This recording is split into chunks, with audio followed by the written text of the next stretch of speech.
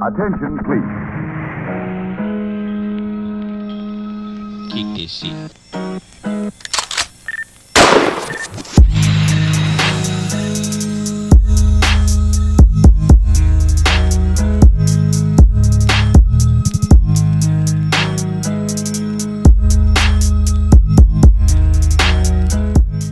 Salut les complotards, moi c'est Babar. Ouais. Et aujourd'hui on se retrouve pour une nouvelle vidéo, on va taper sur un économiste. Alors Tom Benoît, vu que je sais que tu regardes ma chaîne, rassure-toi, aujourd'hui on ne va pas taper sur toi.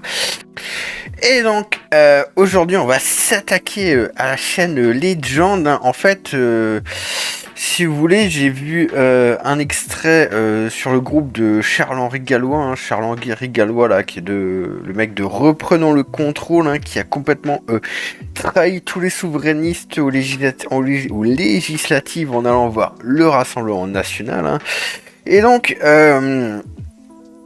ils ont en fait sur leur groupe Facebook, ils ont partagé un extrait de cette vidéo de Legend de Mathias Bacchino, donc en fait quand j'ai vu l'extrait je ne savais pas qui c'était, je me suis dit c'est qui ce guignol, donc apparemment on verra après qui c'est, mais je trouve qu'il y a un grand nombre de guignols qui apparaît en ce moment sur YouTube et qui me sont totalement inconnus. En même temps je ne regarde plus trop les chaînes économiques sauf pour faire mes vidéos comme ça.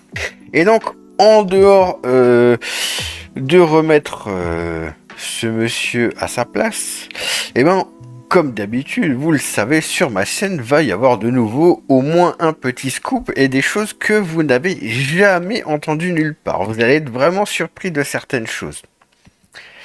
Et donc, ce qu'il faut dire, ce qui est très important, c'est qu'il y a deux vidéos qui, je pense, sont très importantes à regarder avant de regarder n'importe quelle autre vidéo de ma chaîne.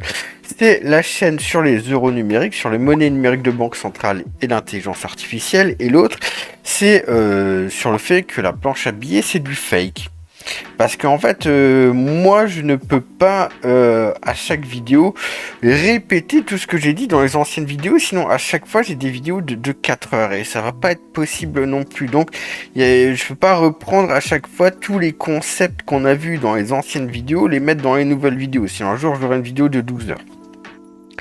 Bref, mais tout d'abord, si vous aimez mon travail, et ben ce serait très gentil de faire le petit abonnement, le petit j'aime, ou bien le commentaire si vous avez envie de m'insulter. C'est aussi une autre possibilité.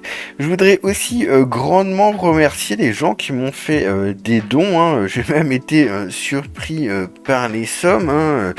Et je ne sais pas exactement qui c'est, même si je sais à peu près d'où ça vient, mais pas de la personne exacte. Et je voudrais vous remercier de tout mon cœur.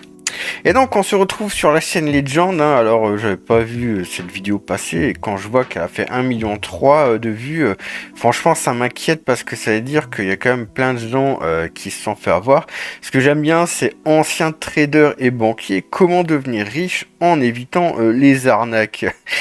Surtout que là, ils vont proposer une arnaque, et donc ce qui est déjà un gros mensonge, parce qu'en fait, moi, j'aime pas du tout cette chaîne Legend. J'ai déjà vu des extraits de cette chaîne, et en fait, soi-disant, ils sont un petit peu des debunkers. Enfin, ils abordent plein de sujets, mais par exemple, quand ils ont invité une commandante de bord, tout de suite, ils ont évoqué un petit peu les chemtrails en disant que toute la géo-ingénierie, c'était de la merde, alors que on a quand même des choses qui sont quand même inquiétantes, qui sont sorties directement du site de la Maison Blanche, et qui nous parlent de cacher les rayons du soleil. Donc bon, mais bref.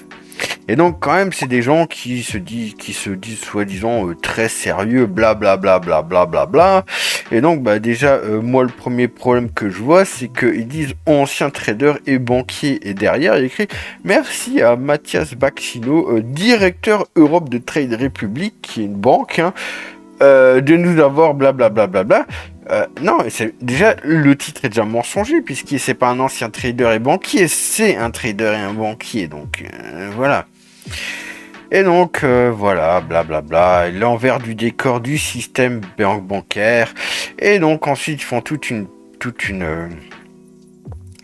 publicité, blablabla, ancien trader. Il est également venu nous parler en détail de son parcours et de Trade Republic, la première plateforme d'Europe qui permet à des millions de gens sans connaissance particulière et finance d'investir et d'épargner dans leur avenir. Enfin, pour leur avenir. Vous sentez pas l'arnaque? Ah tiens, viens chez moi, je vais investir pour toi. Et donc voilà, plus d'informations sur Trade Republic et voilà. Et donc tu vas tout de suite ici, voilà, pour acheter ta petite carte bancaire et blablabla, blablabla, blablabla. Surtout que j'aime bien, il y a le petit truc Legend. Donc on sait déjà que c'est une vidéo qui est monétisée par Trade Republic. Et donc, il y a quand même un problème déjà là, dès le début, c'est que il y a un conflit d'intérêt dans cette vidéo, puisque apparemment on a un petit lien, c'est pas juste Trade Republic, machin chose, il y a le petit Legend, donc il y a bien quelque chose de financier entre les deux, pour qu'il y ait ce petit truc, et pourtant c'est précisé nulle part. Alors peut-être que ça sera précisé dans la vidéo, je ne l'ai pas encore vu, mais on verra si ils disent oui voilà cette vidéo en partenariat avec Trade Republic ou non, ou s'ils font passer ça comme une vidéo, une vraie interview, et que non, c'est surtout pas monétisé.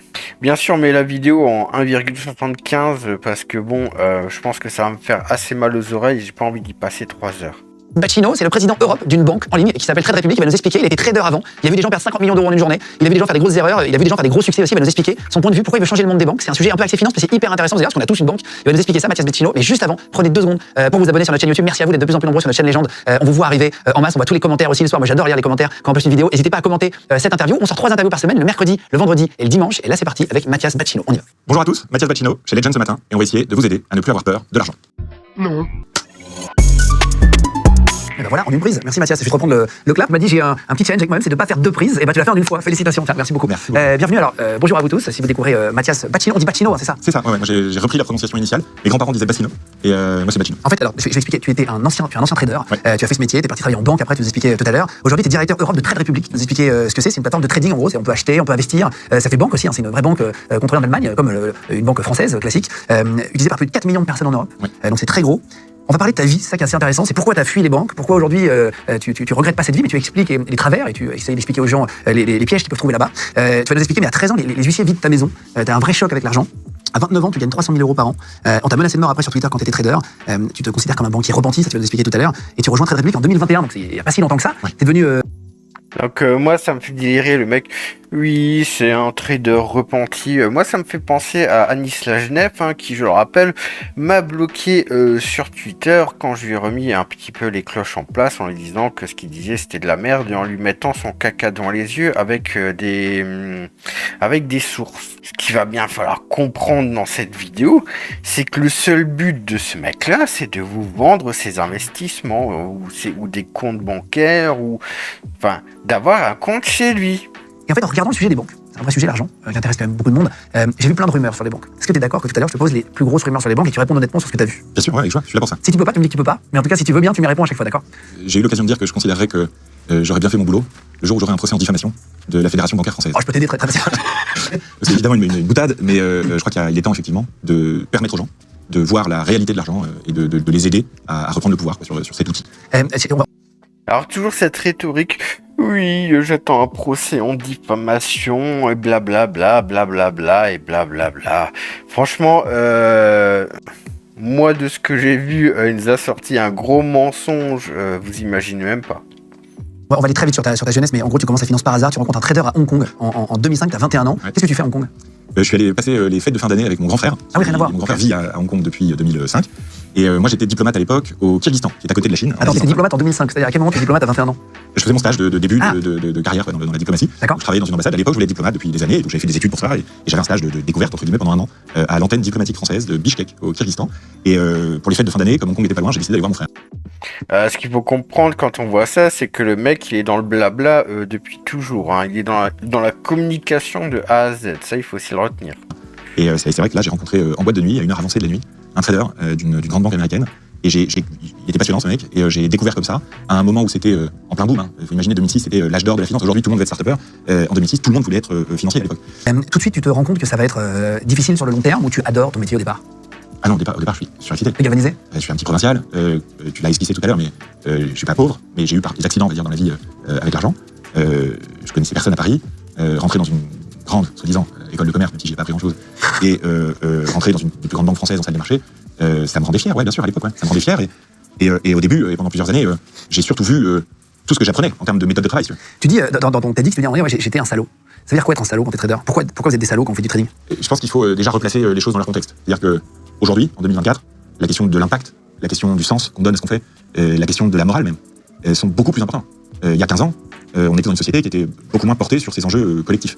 Et donc, Genre, il y a de la moralité dans la finance. Il se fout de la gueule de qui? On l'a bien vu dans tous les projets qu'on a vus. Il y a aucune moralité. Les seules moralités qu'on pourrait dire, c'est tout ce qui est lié aux critères ESG à la con, qui en fait sont juste une façon de rendre le monde plus communiste. Mais ça n'a rien à voir avec la moralité. Qu'est-ce qu'ils en ont à foutre? Comme on avait vu dans la vidéo sur la planche à billets, tout se passe dans les paradis fiscaux, donc sans aucune régulation et rien du tout. Donc faut arrêter de se foutre de la gueule du monde. Effectivement, c'était pas forcément être un salaud, mais c'était ne pas avoir un impact positif sur la société. Il y a plein de gens qui s'en foutent, c'est pas grave, effectivement, t'as un impact positif sur toi, sur ton employeur et sur ta famille. C'est pour plein de gens, ça suffit. Et il se trouve que moi, j'avais envie, pour une raison que j'ignore, c'est comme ça que j'ai été fait, j'avais envie d'avoir un impact positif. Et donc, c'est que de la com. Comment j'ai composé ça? J'ai eu, en parallèle de mon travail, une grosse activité bénévole dans des think tanks, dans des clubs de réflexion, dans des partis politiques, à l'époque, pour essayer de contribuer au collectif, tout en me protégeant individuellement grâce à mon travail et en ayant un travail rémunérateur. T'avais peur de manquer? Ouais. Quand on a des huissiers qui viennent à 13 ans, c'était un rapport. Bien sûr. Tu te dis, merde, voilà, si je peux me retrouver sans rien, en fait. T'as connu un peu les deux, ce que tu disais. Ouais. Voilà. Combien tu gagnes, en réalité, quand tu commences trader? Dans une salle des marchés? Alors ça dépend beaucoup de où tu es dans le monde. Si tu es à New York ou à Londres, tu gagnes très bien ta vie tout de suite. Le salaire d'entrée doit être à 150 000 annuel, quoi. Donc c'est énorme. Moi, à l'époque, dans une banque française à Paris, je devais gagner 50 000 euros par an, 60 000 euros par an de salaire brut annuel. Et tu avais un bonus annuel qui pouvait une année être 0 et une autre année être deux fois ton salaire annuel. Ah ouais? Ouais.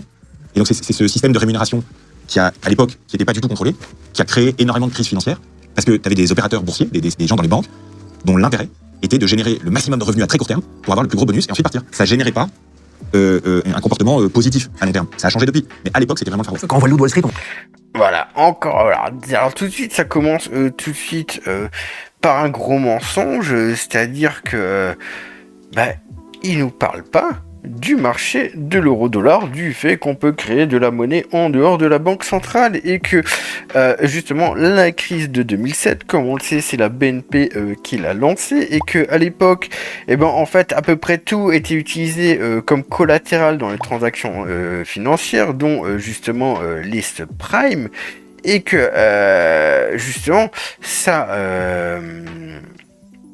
la BNP a voulu revendre son collatéral en subprime, personne n'en a voulu au prix où elle pensait le vendre, et donc en fait, d'un coup, ça a donné le signal à toutes les autres banques que dans leur bilan, il y avait une grosse merde, et donc ensuite, les banques ont eu toute peur, elles se sont plus fait confiance, et elles ne se sont plus prêter d'argent.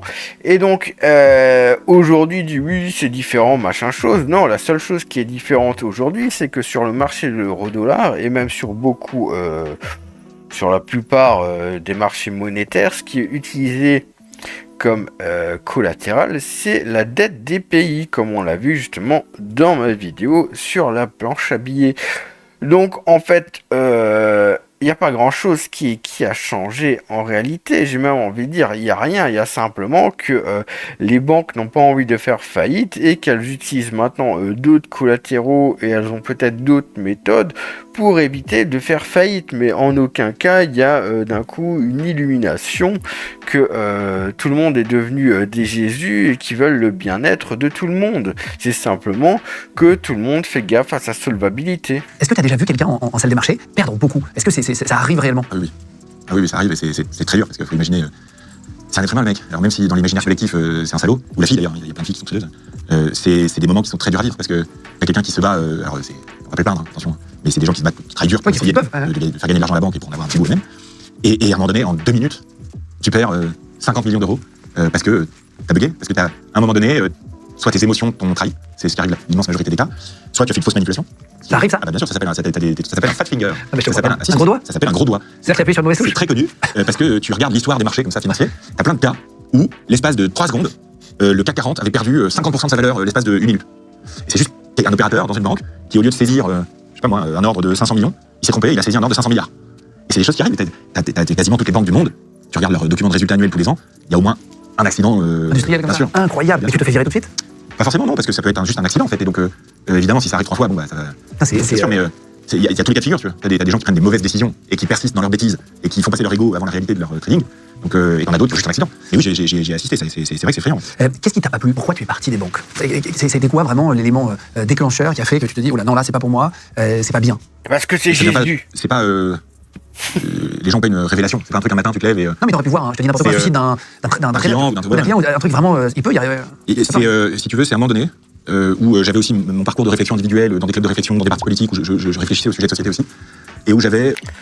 Quand tu parles de club de réflexion, est-ce qu'il nous parlerait pas, je sais pas moi, de franc-maçonnerie, hein, je dis ça, je dis rien, je vois pas trop.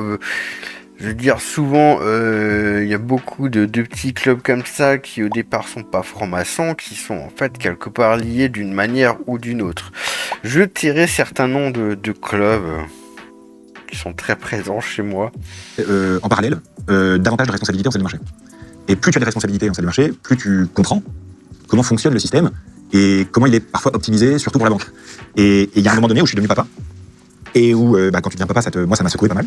Et je me suis dit, bon, je suis pas un génération Z qui a envie de révolutionner le monde, mais est-ce que j'ai vraiment envie de passer les 20 prochaines années à essayer de gagner le plus d'argent possible en ne construisant rien d'utile à la société?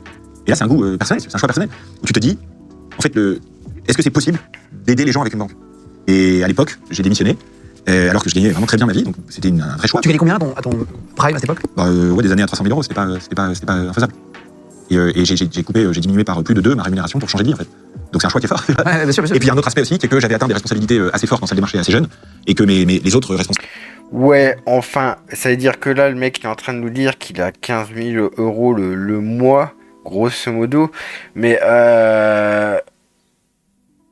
je veux dire, ce qu'il faut aussi comprendre là dans son truc, c'est que maintenant, apparemment, il a quand même une meilleure qualité de vie puisqu'il n'est pas 12 heures par jour en salle des marchés, qui en fait, bah justement, c'est le directeur Europe, donc en fait, il étudie, son travail, c'est simplement de faire de la stratégie bancaire, grosso modo, et donc c'est beaucoup moins chiant, quoi.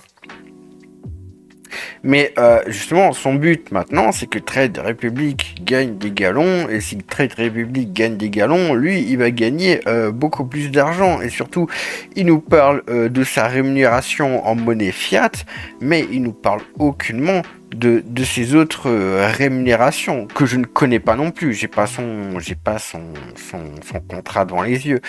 Mais ce que je veux dire par là, c'est que on est quand même face à un mec qui est carriériste et qui il est pas vieux, il est de 85, donc il a même pas 40 ans. Si ça se trouve, dans à peu près 10 ans, il est président de Trade Republic, ou pourquoi pas, il pourrait très bien devenir président d'une autre banque, d'une banque plus grosse, et donc sa rémunération pourrait complètement exploser, surtout que vous n'allez pas me faire croire qu'un mec qui est un ancien trader, il va pas placer une partie de ses économies là où il faut pour faire fructifier, surtout que se disant c'est ce qu'ils vous vend avec Trade Republic. Donc quand il nous parle de grosso modo qui gagne 150 000 euros par an, c'est sûrement son salaire en tant que directeur Europe, mais ni avec les avantages, ni avec tous les à côté, d'accord? Ils avaient tous 10 ans de plus que moi. Et donc pour essayer d'en faire un peu plus et avoir davantage de responsabilités, ça devenait... Oui, très long. Voilà. Et comme j'ai pas trop le temps dans la vie, moi, j'ai décidé d'accélérer, et je leur ai dit à l'époque que je démissionnais parce que je voulais me mettre en situation... voilà, c'est ce que j'ai dit, c'est un carriériste. De se mettre en situation d'un jour contribuer à créer Google Bank. Et ce que je savais pas, c'est que Google Bank, ça s'appellerait Trade Republic, mais... Non. C'était mon idée à l'époque de participer à l'essor de la banque digitale. Avant d'arriver à Trade Republic juste après, tu te prends des menaces de mort, même à l'époque, en tant que trader, c'est-à-dire, qu'est-ce que tu as reçu? C'est sur les réseaux sociaux. Et c'est toute la période, en fait, 2008-2017. C'est-à-dire que pendant toutes ces années-là, le mec qui bossait en salle des marchés, c'était l'ennemi public numéro 1, quoi.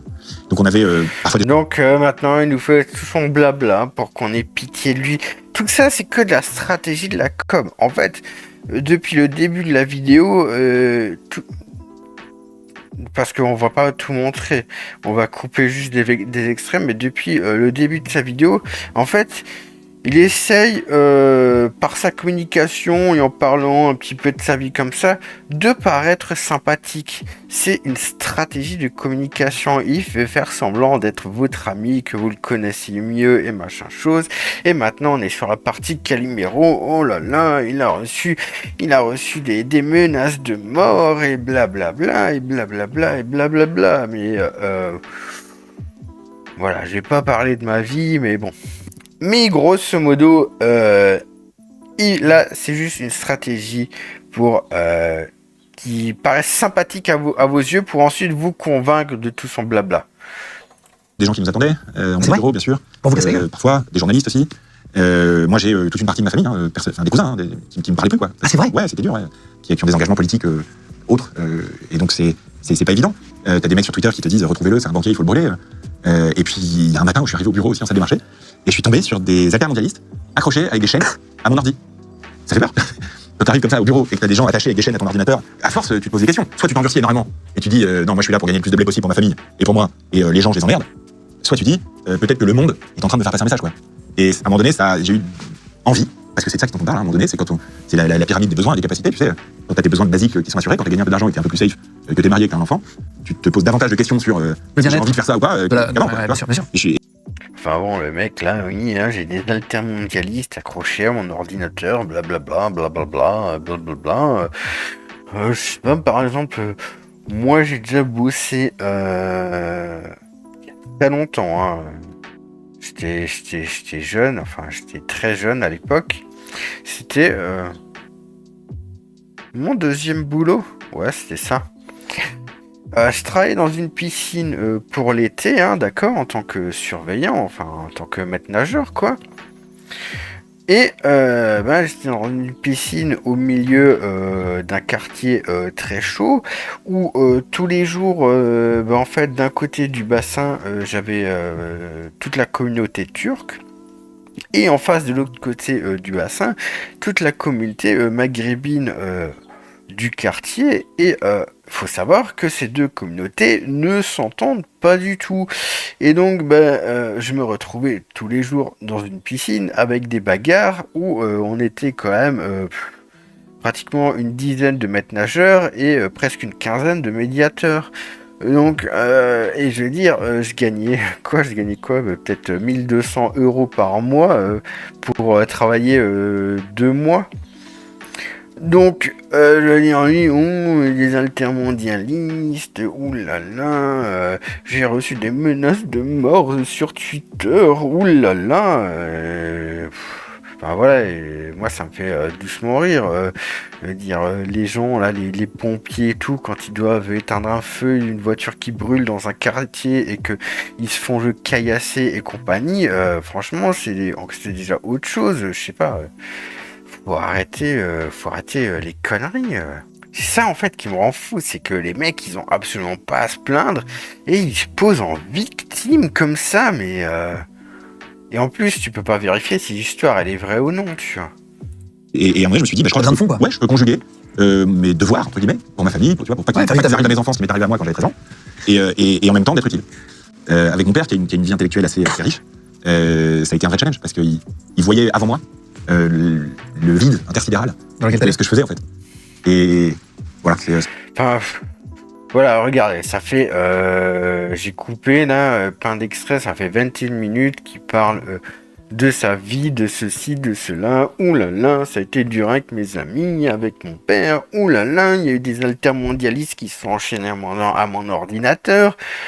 Franchement, j'ai envie de lui mettre des claques, hein, sérieusement. Il est lourd là. Franchement, en fait,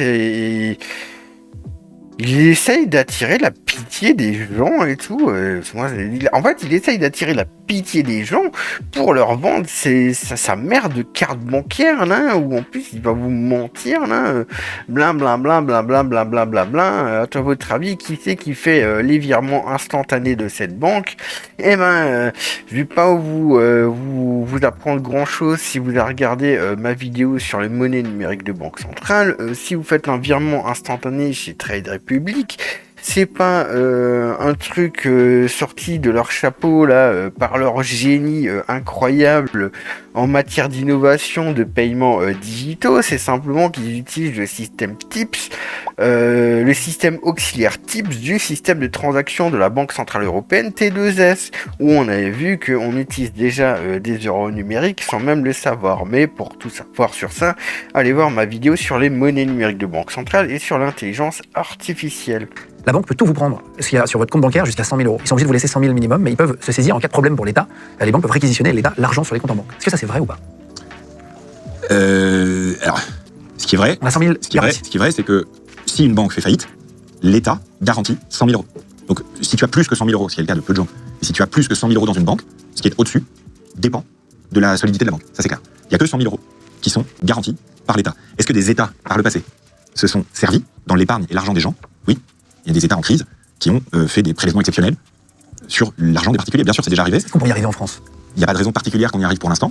Si on continue pendant 50 ans à être le pays le plus endetté d'Europe, à ne pas être efficace économiquement, à avoir un pouvoir d'achat qui stagne, etc., au bout d'un moment, on pourrait avoir une crise. Mais pour l'instant, on en est très loin. Ce qui est sûr, c'est que le problème, c'est pas la chute. Pour l'instant, je suis d'accord avec ce qu'il a dit. Faudrait aussi dire que on a le fonds de garantie des dépôts et que vu son montant, grosso modo, il y a à peu près 100 balles par Français. Je sais plus si c'est 80 euros ou 150 euros. Là, j'ai pas. On regardera ça en post-production. J'ai déjà présenté ce truc-là, mais là, j'ai plus le chiffre en tête du tout, mais je sais que ça se situe dans une fourchette entre 80 euros et 150 euros par Français. Mais après, c'est sûr que l'État peut aussi mettre la main à la poche, mais si l'État met la main à la poche, forcément, ou bien ça vient du déficit, ou bien ça vient de notre argent. Mais bref. C'est l'atterrissage. Et que cet atterrissage-là, il faudra qu'on l'évite collectivement. C'est ce pourquoi je fais ce Et je suis aussi d'accord que si en ce moment on voit justement que les taux d'intérêt du 10 ans français sont très en dessous du taux de dépôt de rémunération de la Banque Centrale Européenne, c'est que tout le monde se bat pour avoir de la dette française. Donc en fait, pour l'instant, je vois pas de problème particulier par rapport à ça. Alors c'est vrai qu'on nous dit oui, mais il y a une comment dire là, l'Union européenne, elle a fait une procédure contre la France et blablabla blablabla blablabla. Tous les ans, il y a une procédure contre la France pour déficit excessif. La famille Rothschild contrôlerait secrètement l'économie du monde entier. Ah, ça c'est interdit, ça, arrête. Non, c'est scandaleux. Et par contre, il est possible que le peuple, les gens, contrôlent davantage l'économie mondiale en y participant. Je suis hyper heureux de voir pas mal de réactions ces derniers temps, parce qu'on dit les actionnaires en France ont reçu 97 milliards d'euros en 2023. Et il y a plein de gens qui réagissent en disant mais bon sang, que tout le monde devienne actionnaire. Arrêtez de vous plaindre, devenez actionnaire, recevez des fruits de la croissance économique. Tout le monde y contribue à la croissance économique. On va en parler de ça. On y arrive juste après les rumeurs. Alors, il y a un truc je suis pas d'accord, il y a un truc je suis d'accord. Le fait que justement on a souvent des gens plutôt chez LFI à l'extrême gauche qui sont là, oulala, il y a tant et tant de dividendes qui ont été versés pour les actionnaires de Total, de ceci, de cela, blablabla. Moi j'ai toujours dit, si vous n'êtes pas content, plutôt que de taxer les super profits, achetez des actions. Hein. Prenez le risque alors au lieu de vous plaindre. Et par contre, la deuxième chose, c'est de dire oui, non, Rothschild a quand même un poids. Hein, c'est pas n'importe qui. Ils ont des succursales partout dans le monde. Enfin, ils ont un poids. J'ai pas dit qu'ils ont tout le poids, mais ils ont quand même un poids. Et ensuite, non, il dit oui, non, c'est plus le peuple qui a une influence. Non, moi je suis désolé. Comme on a vu, c'est pareil, ils nous parlent pas de ce marché de l'euro-dollar. Alors ce qu'il faut savoir, c'est que même, on a déjà vu Anis Lagenef, il avait bien dit que lui, il connaissait rien à la monnaie quand il était trader. Alors je veux bien le croire que lui aussi il connaît pas grand-chose à la monnaie, mais quand même. Et je suis désolé. Si la plupart de la monnaie dans le monde sont créées en dehors de la juridiction des banques centrales, déjà la régulation ne joue plus son rôle, hein, et comme on l'avait vu dans des documents comme de Princeton, des documents de Milton Friedman et tout, le marché de l'euro-dollar est hors de portée de la juridiction des banques centrales. Et on avait vu aussi ce document de la Banque des règlements internationaux en 2017 où il nous disait que chaque jour il y a des milliers de milliards de dollars qui s'échangent chaque jour sans que ce soit inscrit dans les bilans. Donc dire non, le peuple et tout ça, mais tout ça c'est pareil, c'est la com de merde pour faire croire qu'en fait il est votre pote, c'est tout, il n'y a rien d'autre à dire. Si la banque a un doute sur un compte en banque, vous pouvez appeler la police. On peut pas, on doit. C'est-à-dire que tu sais pas pourquoi il y a de l'argent qui est arrivé d'un truc bizarre, Oui, virement. c'est une des obligations principales des banques. C'est vrai. Bien sûr. Vous appelez vous-même la police. Bien sûr, oui. Il y a des systèmes. On les appelle pas, hein, il y a des systèmes. Oui, vous avez un bouton qui doit sonner à Bercy. Il y a des rapports, il y a des entités juridiques au ministère de l'économie, ça s'appelle Tracfin. Et c'est, moi en tant que banquier, c'est une responsabilité qui m'importe plus. Parce que c'est ce qui permet de lutter contre le blanchiment d'argent et le financement du terrorisme. Tu l'as déjà vu ça? Non mais toujours ça, regardez comment il me regarde. Oh là là, c'est lutter contre le blanchiment d'argent. Non mais franchement, faut arrêter, il fait pitié là. C'est bon, je suis sûr que c'est le premier à avoir un compte aux îles Caïmans et à foutre sa thune là-bas. Enfin après, j'extrapole, mais je ne serais pas surpris de ça. Faut arrêter les conneries, putain. Tu crois vraiment que Trade Republic, ils sont tout blancs là, c'est Blanche-Neige? Mais arrête, ils ont sûrement une filiale, j'ai pas fait gaffe, mais ils ont sûrement une filiale au Luxembourg, aux Pays-Bas, ou n'importe quoi, ou un truc dans ce style-là. Faut arrêter les conneries, putain. Attends, et les mecs, comme je vous l'ai dit, alors, on nous dit il y a des milliers de milliards de dollars qui s'échangent chaque jour sans que ce soit inscrit sur le bilan des banques. Et lui, il vous regarde en vous disant il est bon de lutter contre le blanchiment d'argent si tu retires 1500 € de ton compte. Non, mais il faut arrêter le délire là. T'as déjà vécu. Ah bah c'est tes services à toi, par exemple, c'est une plateforme d'épargne. Et le client, tout ce qu'il fait, c'est recevoir des virements et 10 minutes après refaire partir l'argent sur un autre compte. Ça s'appelle un compte de passage.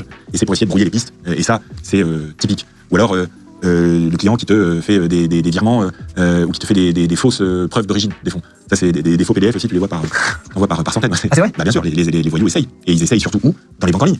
C'est là supposément que c'est plus difficile de contrôler. Donc les banques en ligne ont fait l'objet d'énormément de développement, de sécurisation là-dessus. Parce que si tu veux, tu peux pas laisser une banque servir à tous les trafiquants de drogue de la ville, aux terroristes, aux mafieux et compagnie, c'est pas possible. Ça, je suis d'accord, parce que moi, je l'ai vu de mes propres yeux, hein. Sans en dire trop sur moi, c'est pas à moi que vous donnez un faux billet sans savoir que c'est un faux billet. C'est pas à moi non plus que vous mettez un faux chèque sans savoir que c'est un faux chèque.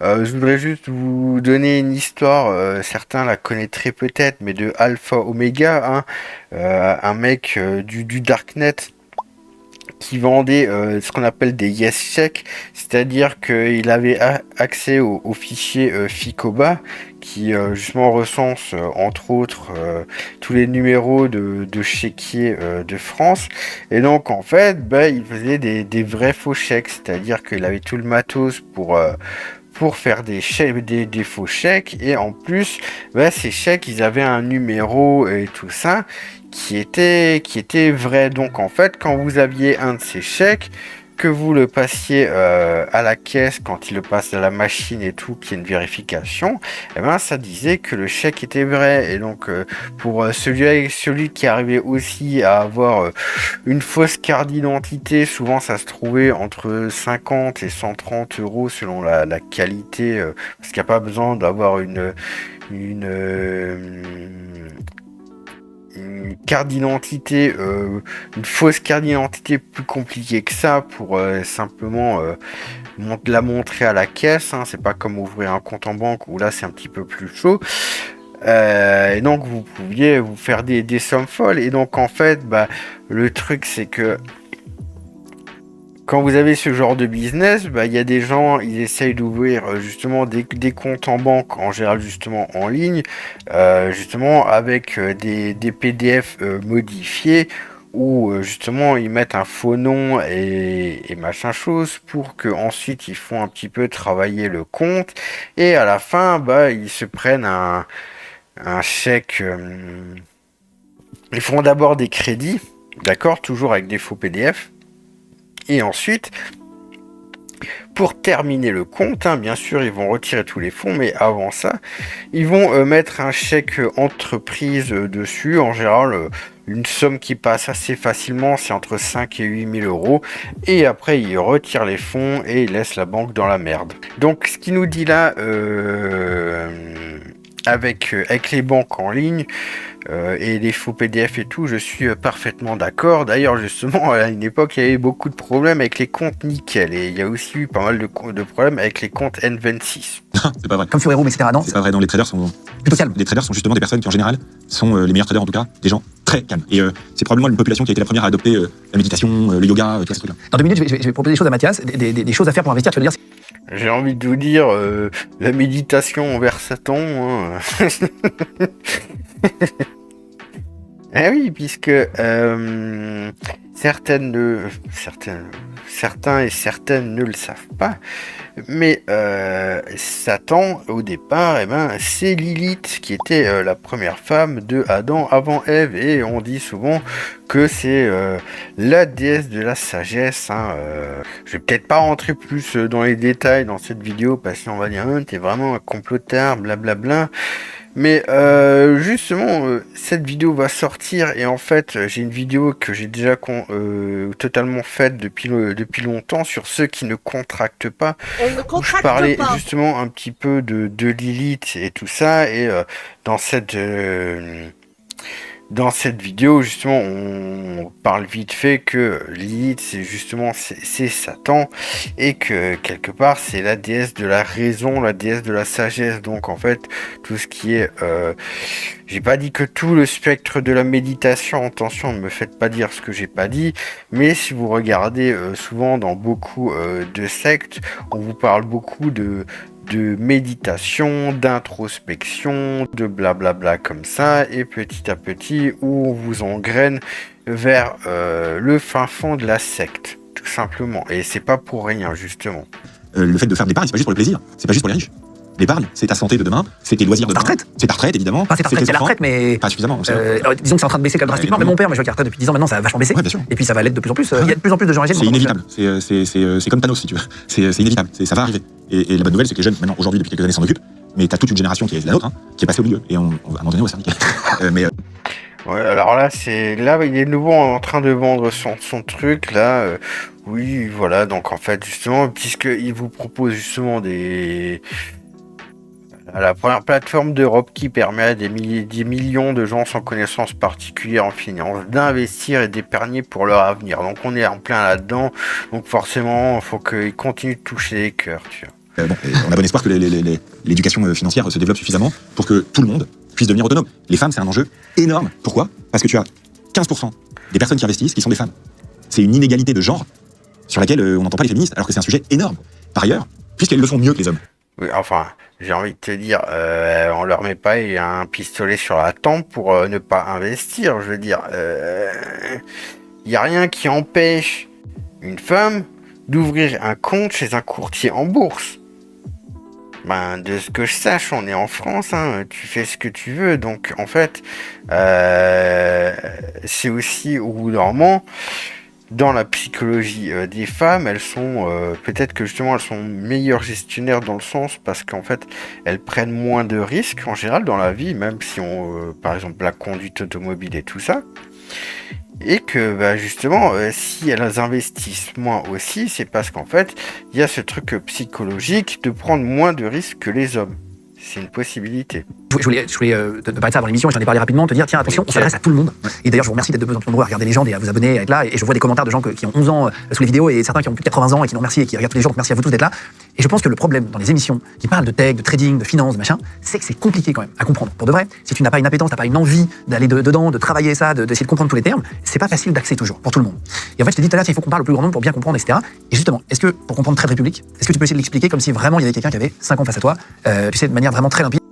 Voilà, donc maintenant, ils vont faire de la pub sur Trade Republic, et comme il dit, oui, on va vous parler comme un gamin de 5 ans, mais bah non, justement, ma chaîne, comme on le voit, j'aborde des sujets très compliqués, on va vraiment en profondeur. Alors je ne sais pas si je suis le meilleur pédagogue du monde, mais en tout cas j'essaie de donner tous les outils aux gens, de pouvoir au moins ensuite chercher par eux-mêmes en regardant tous les liens en description et de vérifier ce que j'ai dit.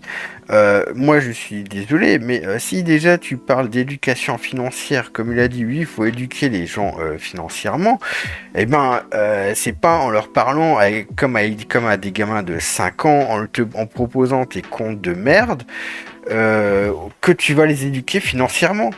Je veux dire, là, il y a quand même un truc qui est contraire à ce qu'il dit. Oui, on veut éduquer les gens financièrement, et finalement, on va faire Trade Republic et on va l'expliquer comme un gamin de 5 ans. Et qu'on puisse comprendre, parce que Trade Republic, il y a tellement de plateformes d'arnaques aujourd'hui, de vente, de conseils de trading qui sont en fait que tu vends sur internet. Tu m'as cité en off tout à l'heure même des sortes d'influenceurs qui donnent des conseils de management, etc. machin, où on sait que ce sont des mythos pour la plupart. Au moins sur ça, on est d'accord. Hein. Il suffit de regarder la miniature de ma dernière vidéo, on a compris. Hein. Et encore, j'ai oublié Olivier Delamarche dedans. Et bien d'autres. Quelle est la différence avec Trade Republic et qu'est-ce que c'est? Parce que moi je sais que c'est très gros, mais est-ce que tu veux bien l'expliquer? Je vais l'expliquer. Mais très facilement. Ouais, pas de mot anglais, pas d'anglicisme. Je vais le faire. Juste avant, je voudrais te répondre sur la complexité. Sur le fait que quand on en parle d'habitude, c'est complexe. Et je vais te balancer une rumeur sur les banques qui est vraie. C'est complexe et c'est fait exprès. Je l'ai fait moi-même dans ma carrière. Les banques, les spécialistes, complexifient leur discours. Je l'ai fait. On m'a demandé de complexifier des brochures. Comme les avocats, tu veux dire, avec des mots. Ça, je suis d'accord aussi. Parce que ça peut être simple. La loi, c'est compliqué. Mais là, on te dit, pourquoi on te dit, c'est compliqué? Parce que comme ça, tu as très envie d'avoir peur du truc. Et donc, de donner tes sous à quelqu'un qui est censé bien s'en occuper. La réalité. Bon.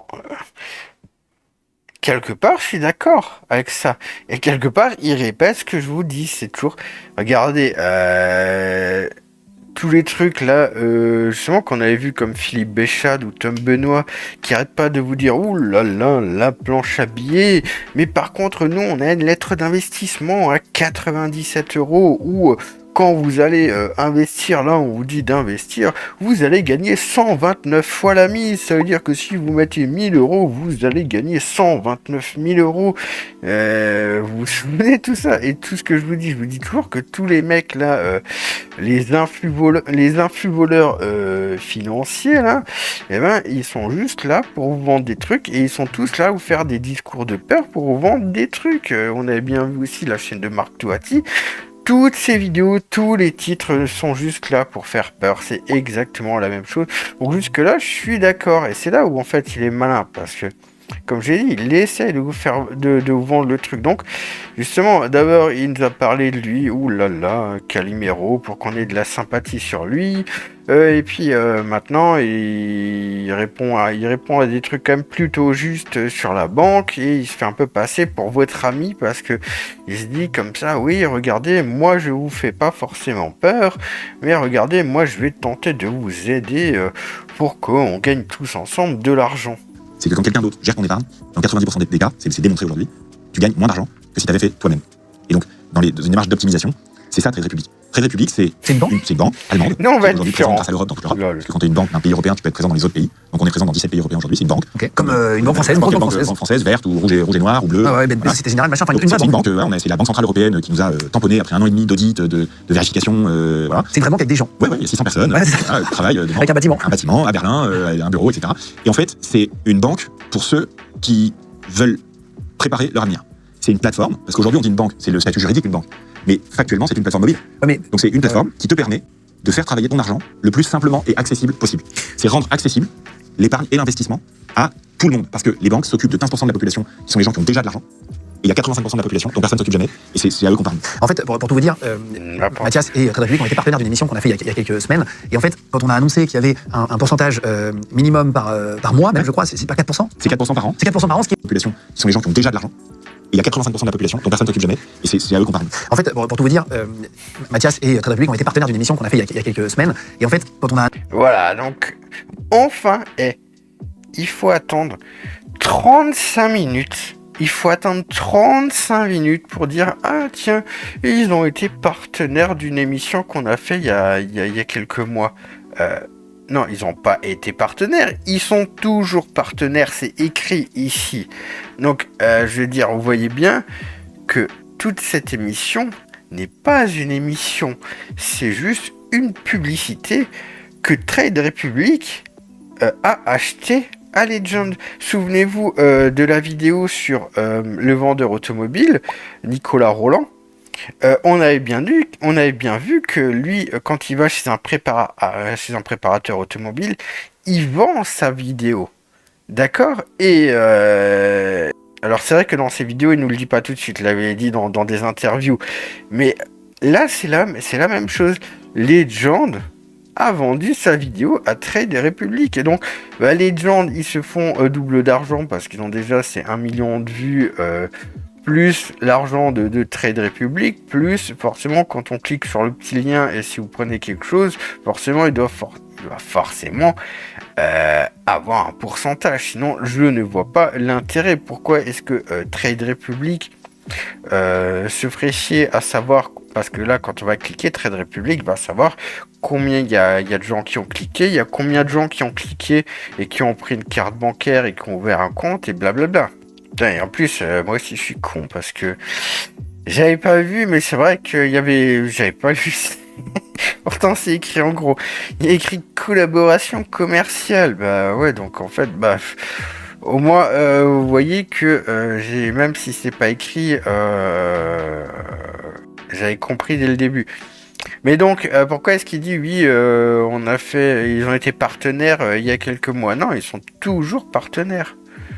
Annoncé qu'il y avait un pourcentage minimum par mois, même je crois, c'est pas 4%. C'est 4% par an. C'est 4% par an, ce qui est plus qu'en fait la plupart de tous les chiffres qu'on entend aujourd'hui. C'est ce qui devrait être. Et qui est dans toutes les garanti. banques. Alors tu vas nous expliquer pourquoi. Et qui est garanti, etc. Et en fait on s'est dit tiens c'est intelligent comme partenaire parce que déjà c'est une vraie grosse banque allemande et en plus ça permet de lutter contre tous les problèmes qui actuellement en réalité financiers, ça permet de lutter contre ça, contre l'inflation, etc. Et on s'est dit tiens c'est un partenaire qui est intelligent et quand on a entendu le discours, on a regardé des interviews, on s'est dit tiens mais il faudrait que tu viennes expliquer et c'est aussi le sujet de prendre une émission pour ça et c'est hyper important en fait l'argent là on le met, est-ce qu'il faut mieux acheter des bouteilles de vin, des lingots d'or, des cryptos, des NFT ou mettre de l'argent sur un compte en banque et tu vas nous dire après ton avis. Pourquoi c'est normal qu'il y ait 4% et parce que la plupart des banques aujourd'hui ne le proposent pas, je crois pas. Dans les livrets A, je crois que c'est par exemple 0,5 non? C'est 3 maintenant mais c'est limité. Alors, je remets le truc dans le contexte. Aujourd'hui, dans la société, on fait attention à pas gaspiller l'eau. On a créé des systèmes fabriqués pour ne plus gaspiller le plastique. On a créé des systèmes qui marchent vachement bien pour gaspiller moins d'électricité. Pour économiser les ressources. Exactement. Et il y a une ressource qui est hyper importante, et parce qu'on en a peur, on s'en occupe pas de l'optimiser, c'est l'argent. Et Trade Republic répond à 3. C'est pourquoi moi j'ai choisi de bosser dans cette boîte aussi, pourquoi je suis là, et pourquoi je prends les risques que je prends, je travaillerai plus jamais dans une grosse banque. Avec ce que je raconte, il y a 3 gros problèmes en fait. C'est un problème à 200 milliards d'euros par an pour les Français. Le premier problème, c'est l'inflation. C'est-à-dire que les prix augmentent, la vie coûte de plus en plus cher, et quand ton argent dort sur un compte bancaire et qu'il ne te rapporte rien, et ben en fait il dort pas, il meurt petit à petit. Puisque avec ton argent que tu as laissé sur un compte en banque, quand il y a de l'inflation, au bout de quelques temps, tu peux acheter moins de trucs. Donc t'es moins riche. Même si t'as la même somme d'argent, t'es moins riche. Le problème, c'est que ça fait 40 milliards d'euros. Faut imaginer ce que c'est 40 milliards d'euros. C'est le budget de la plupart d'un ministère. Enfin, tu vois, c'est énorme, 40 milliards d'euros. Avec 40 milliards d'euros, on peut faire plein de trucs. Bon, Oui, normalement. Oui. Cette année, les comptes bancaires des Français. Je rappelle que là, on parle pas du budget de l'État, on parle de la finance en général, et on a bien vu, chaque jour s'échangent des milliers de milliards d'euros qui ne sont pas inscrits sur le bilan des banques. Donc, ça fait combien au bout des milliers de milliards d'euros, des milliers de milliards de dollars fois 365 jours. Donc, on est d'accord sur le principe que si vous laissez votre argent dormir sur les comptes bancaires, c'est pas très intelligent et que c'est sûr que vous allez vous faire bouffer par l'inflation petit à petit. Maintenant, là, il joue sur votre émotionnel. Depuis le début de cette vidéo, il ne fait que jouer sur l'émotionnel. Seront 40 milliards d'euros plus pauvres à la fin de l'année, à cause de l'inflation. Et la seule manière de lutter contre l'inflation, c'est d'investir ton argent. Pour pas qu'il dorme, justement, pour qu'il travaille. Et donc, Pour qu'il monte de l'équivalent de l'inflation. Exactement. D'accord. Ça, c'est le premier problème. Le deuxième problème, c'est que les banques vont gagner 40 milliards d'euros grâce à votre argent en 2024 et ne pas vous le donner. C'est les fameux 4% que nous, parce qu'on est une start-up qui n'avait pas prévu dans son plan de développement que la Banque Centrale Européenne allait faire d'un coup une hausse des taux énorme. On n'avait pas prévu ça. Donc on avait construit un plan de développement, un business plan, qui permettait de faire sans ça. Et comme notre mission, en tant qu'entreprise, c'est d'aider les gens à mieux épargner, bah quand on a eu le choix entre garder 4% de la Banque Centrale sur l'argent des clients pour notre gueule, ou tout donner aux gens, on a tout donné aux gens. Donc c'est pas la Trade Republic qui donne 4% aux gens. Tu veux dire que C'est la Banque Centrale Européenne. Ça, c'est totalement faux. Et parce que justement, les 4% de la Banque Centrale Européenne, c'est sur le taux de rémunération de dépôt. Donc, on a vu dans les autres vidéos que vous avez de la monnaie de banque centrale et de la monnaie commerciale. La monnaie de banque centrale ne revient jamais dans l'économie et les banques commerciales n'utilisent jamais la monnaie de banque centrale qu'on appelle les réserves bancaires pour accorder des crédits, d'accord? La monnaie de banque centrale ne sert qu'aux banques pour se payer entre elles. Et quand une banque, elle veut de la monnaie de banque centrale, elle est obligée de donner un collatéral à la Banque Centrale Européenne pour recevoir de la monnaie de banque centrale. Et cette monnaie de banque centrale, la Banque Centrale Européenne lui prête avec un taux d'intérêt, d'accord? Donc, si ensuite elle dépose cette monnaie de banque centrale sur le taux de rémunération de dépôt, en fait, il faut déjà que le taux de rémunération dépôt soit supérieur au taux d'emprunt de la banque auprès de la banque centrale pour qu'elle gagne de l'argent. Parce que imaginez, voilà, vous êtes une banque, vous donnez un collatéral, un bon du trésor, une obligation française ou un bon du trésor français. Allez, pour faire simple, vu que j'ai les chiffres en tête, elle donne un bon du trésor français de moins de 1 an. Donc imaginons, elle donne 100 €. Un bon du trésor français à 100 € à la Banque Centrale Européenne pour avoir de la monnaie de banque centrale. Déjà, selon les tableaux de la décote des actifs, ce bon au trésor français en tant que collatéral ne vaut que 99,5 € puisqu'il y a une décote de 0,5%, d'accord? Ensuite, imaginons que la Banque Centrale prête alors 99,5 € à la banque, d'accord, en monnaie de banque centrale, à un taux de 5%, d'accord, et que le taux de rémunération des dépôts est lui de 4%, donc c'est-à-dire que la banque perd 1%. Et surtout, votre compte en banque, il n'est pas en monnaie de banque centrale, parce que vous n'avez pas un compte à la banque centrale, c'est votre banque commerciale qui a un compte à la banque centrale. Et comme j'ai dit, la monnaie de banque centrale ne revient jamais dans l'économie, d'accord? Donc, votre compte en banque qui est en monnaie commerciale, d'accord, il est rémunéré par un taux en monnaie commerciale et donc non en monnaie de banque centrale. Donc, quand la banque, même dans son cas, imaginons que la banque, elle gagne 4% par an sur ses réserves bancaires, mais en fait, ça n'a aucun lien avec votre compte en banque dans votre banque. Il n'y a absolument aucun lien puisque la banque n'accorde pas des prêts en fonction de ses réserves bancaires. Les réserves bancaires ne servent qu'aux banques pour se prêter entre elles. Et ces réserves bancaires ne retournent jamais dans l'économie.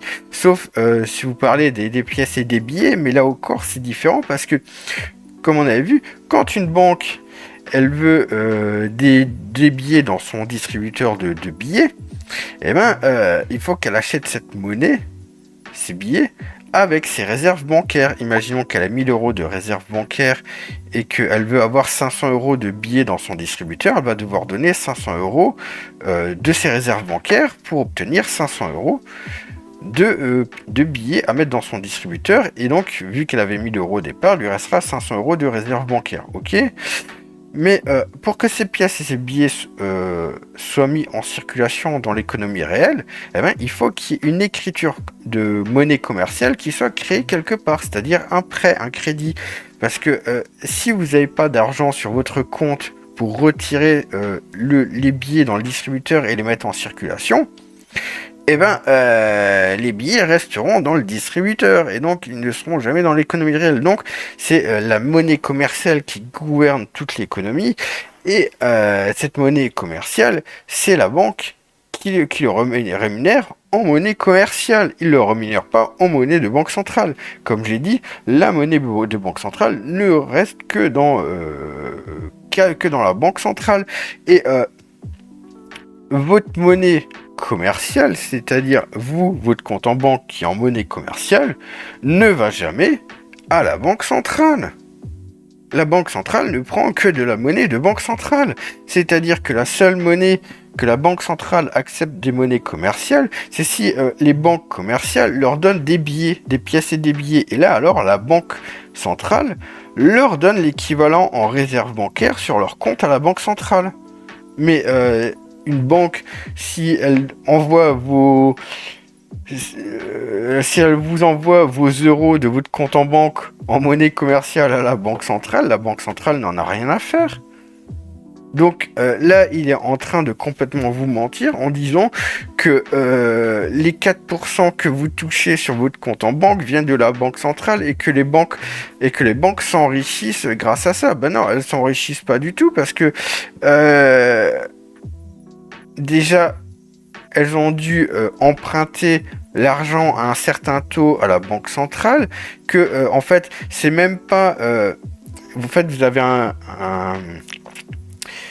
un nombre minimum de réserves obligatoires, d'accord? Imaginons le minimum de réserves obligatoires, c'est 1000 euros, d'accord, en monnaie de banque centrale.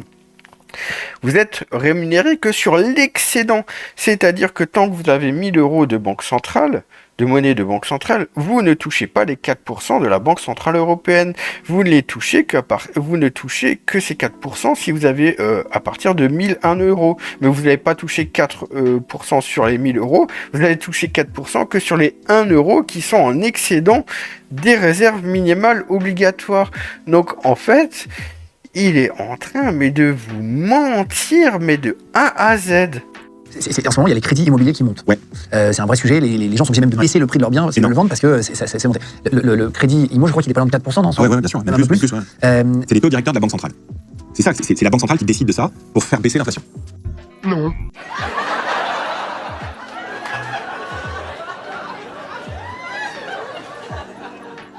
Donc, les prix augmentent à cause du Covid, à cause de la guerre en Ukraine, à cause de plein de problèmes, les prix augmentent. Comme les prix augmentent, le rôle de la Banque centrale, qui est une institution démocratique, qui travaille pour le peuple européen, le rôle de la Banque centrale, c'est de faire baisser l'inflation. Pour ça, elle a un outil, c'est ce qu'on appelle les taux directeurs. Il est à 4% aujourd'hui. Et ce taux directeur, il doit marcher dans les deux sens. Parce que c'est le prix pour que la Banque centrale te prête de l'argent, c'est pour ça que le crédit immobilier a augmenté, mais c'est aussi le prix auquel la Banque centrale rémunère l'argent qu'on lui dépose. En monnaie de banque centrale et non en monnaie commerciale.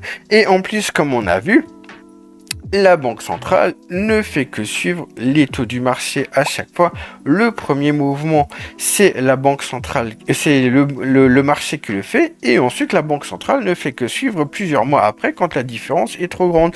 Parce que la Banque centrale n'est qu'un organisme de communication. Comme nous l'avait dit Jeannette Yellen, là où on met les taux, ça n'a pas d'importance. La seule importance, c'est l'attente du public par rapport à ce qu'on va faire avec les taux. Et elle avait aussi dit, la politique monétaire de la Banque centrale, ce ne sont que de simples mots. Et Ben Bernanke, monsieur Quantitative Easing, nous avait dit 98% de la politique monétaire de la Fed, ce n'est que du blabla.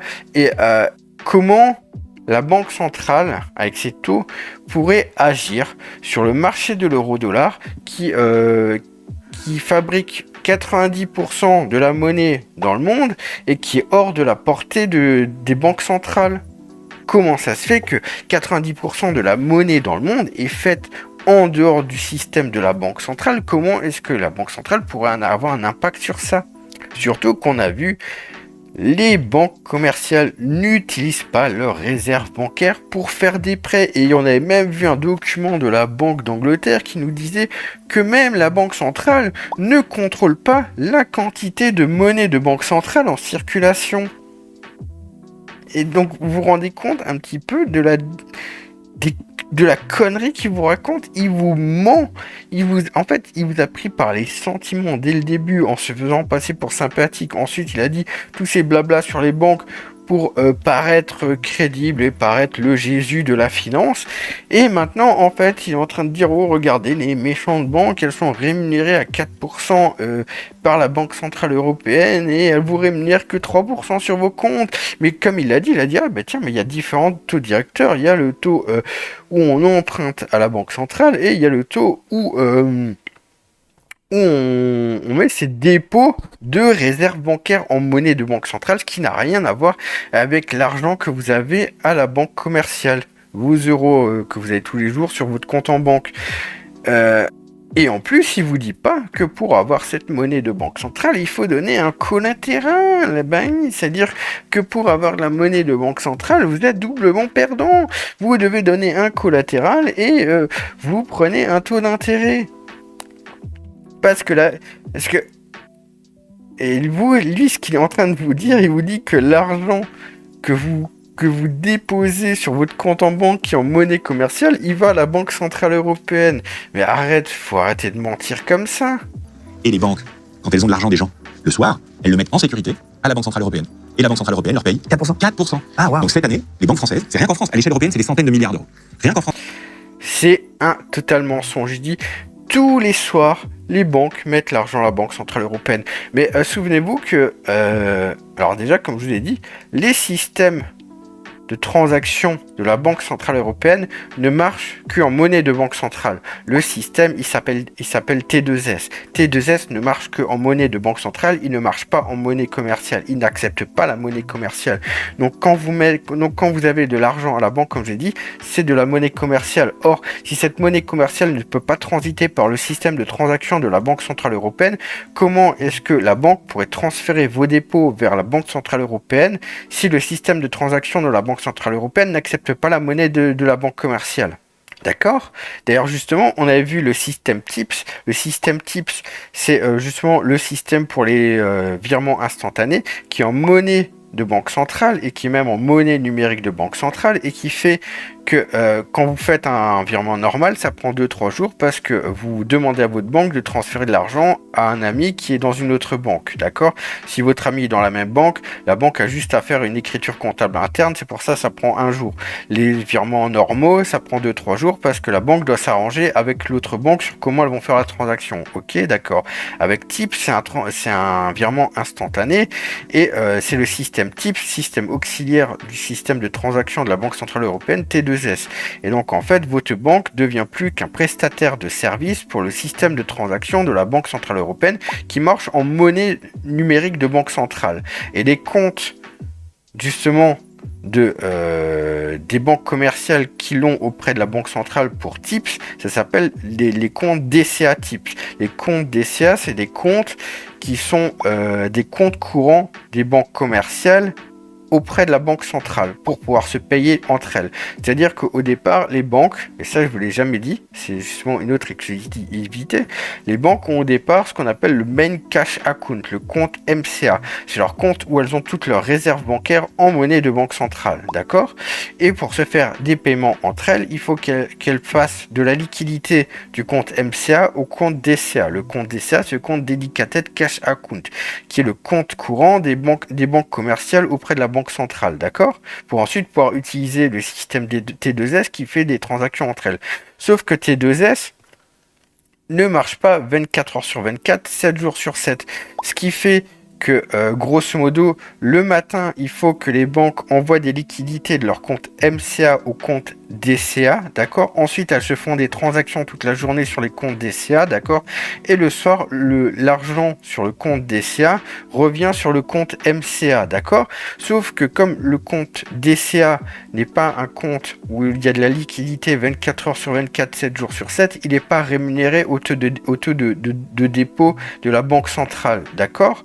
Donc, et par contre, sur le système TIPS, vu que c'est des comptes DCA TIPS, Dedicated Cash Account TIPS, d'accord, qui sont particuliers, où justement les transactions se font 24 heures sur 24, 7 jours sur 7, et que donc les banques mettent de la liquidité sur ces comptes DCA TIPS, et la liquidité ne repart pas en fin de journée, elle reste constamment dessus, et bien ces comptes DCA TIPS sont rémunérés au taux de dépôt de rémunération de la Banque Centrale. Donc en fait, ce qu'il faut comprendre, c'est qu'il n'y a que les comptes où il y a de la liquidité en monnaie de banque centrale qui reste 24 heures sur 24 et 7 jours sur 7, qui sont rémunérés au taux de rémunération de la banque centrale. Donc, quand le mec vous dit que déjà les banques envoient votre argent vers la banque centrale. Déjà, c'est impossible parce que le système de paiement de la banque centrale ne le permet pas. Et deuxièmement, même si elle le permettrait, les banques ne toucheraient pas un taux d'intérêt parce que cette liquidité ne resterait pas 24 heures sur 24, 7 jours sur 7. Donc en fait, il est totalement en train de vous mentir. Donc là, on est sur le site de la Banque Centrale Européenne, hein, et on est vraiment sur tout ce qui nous parle de T2S, d'accord? Ok, donc ils nous disent, oui, T2S a une autocollatérisation, donc c'est-à-dire que quand il y a des paiements, il y a un paiement et il y a un collatéral qui vient dans l'autre sens, grosso modo. On fait très simple, d'accord? Et donc, ils écrivent The Collateral Management System will transmit the credit line information to CLM. CLM, c'est pour Credit Central Liquidity Management. Voilà, donc c'est pour avoir de la monnaie de banque centrale. Donc, il y a bien écrit que, voilà, grosso modo, t'envoies un collatéral au système de collatéral et ça envoie une information au système qui va t'envoyer de la monnaie de banque centrale. Donc the main cash account, le compte MCA, with the central liquidity management will be the central source liquidity for the different services and will be linked to the credit line of the participant, while a participant may have more than one MCA, donc plus qu'un compte MCA parce qu'il peut en avoir plusieurs. The credit line will be linked with only one MCA, donc en plus, ça veut dire que quand vous avez un main cash account, vous pouvez en avoir plusieurs, mais quand vous voulez de la monnaie de banque centrale, ça atterrit sur un premier compte MCA et ensuite vous pouvez les répartir.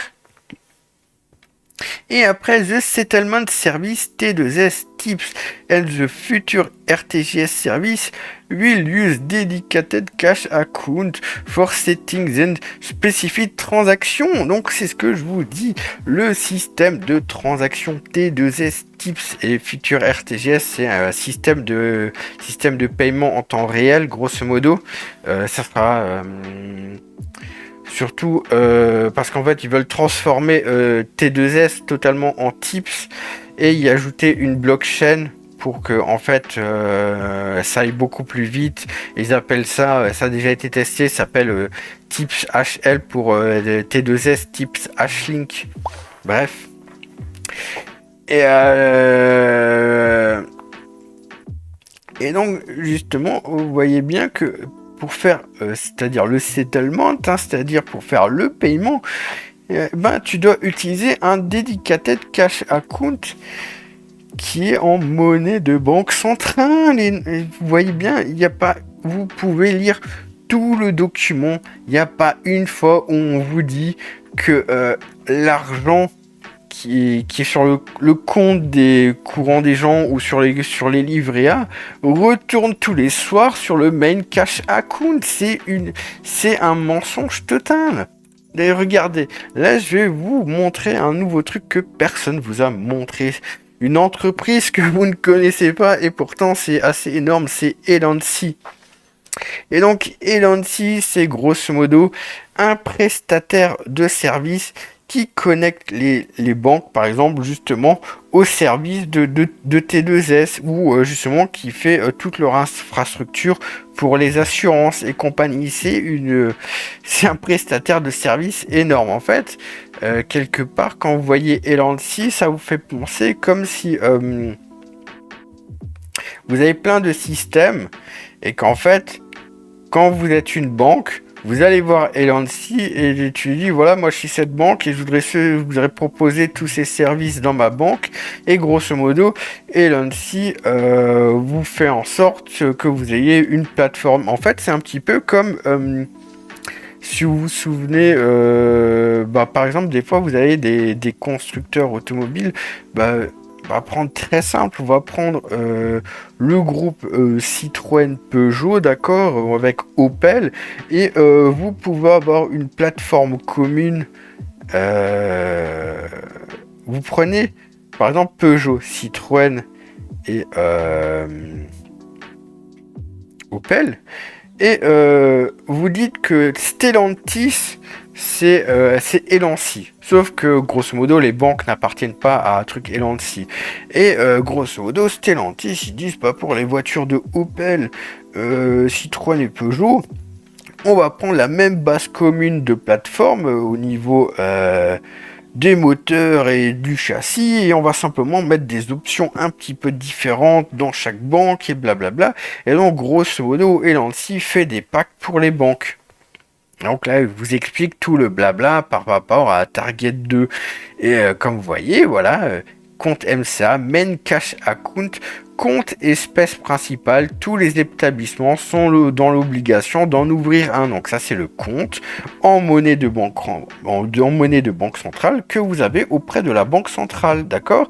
Et là, vous avez bien tous les typologies de comptes, donc TIPS DCA, RTGS DCA et T2S DCA, donc compte espèce pour le règlement livraison de titres, compte espèce dédié pour les paiements en temps réel interbancaire, blablabla, bla, bla, bla, et compte espèce pour les paiements instantanés.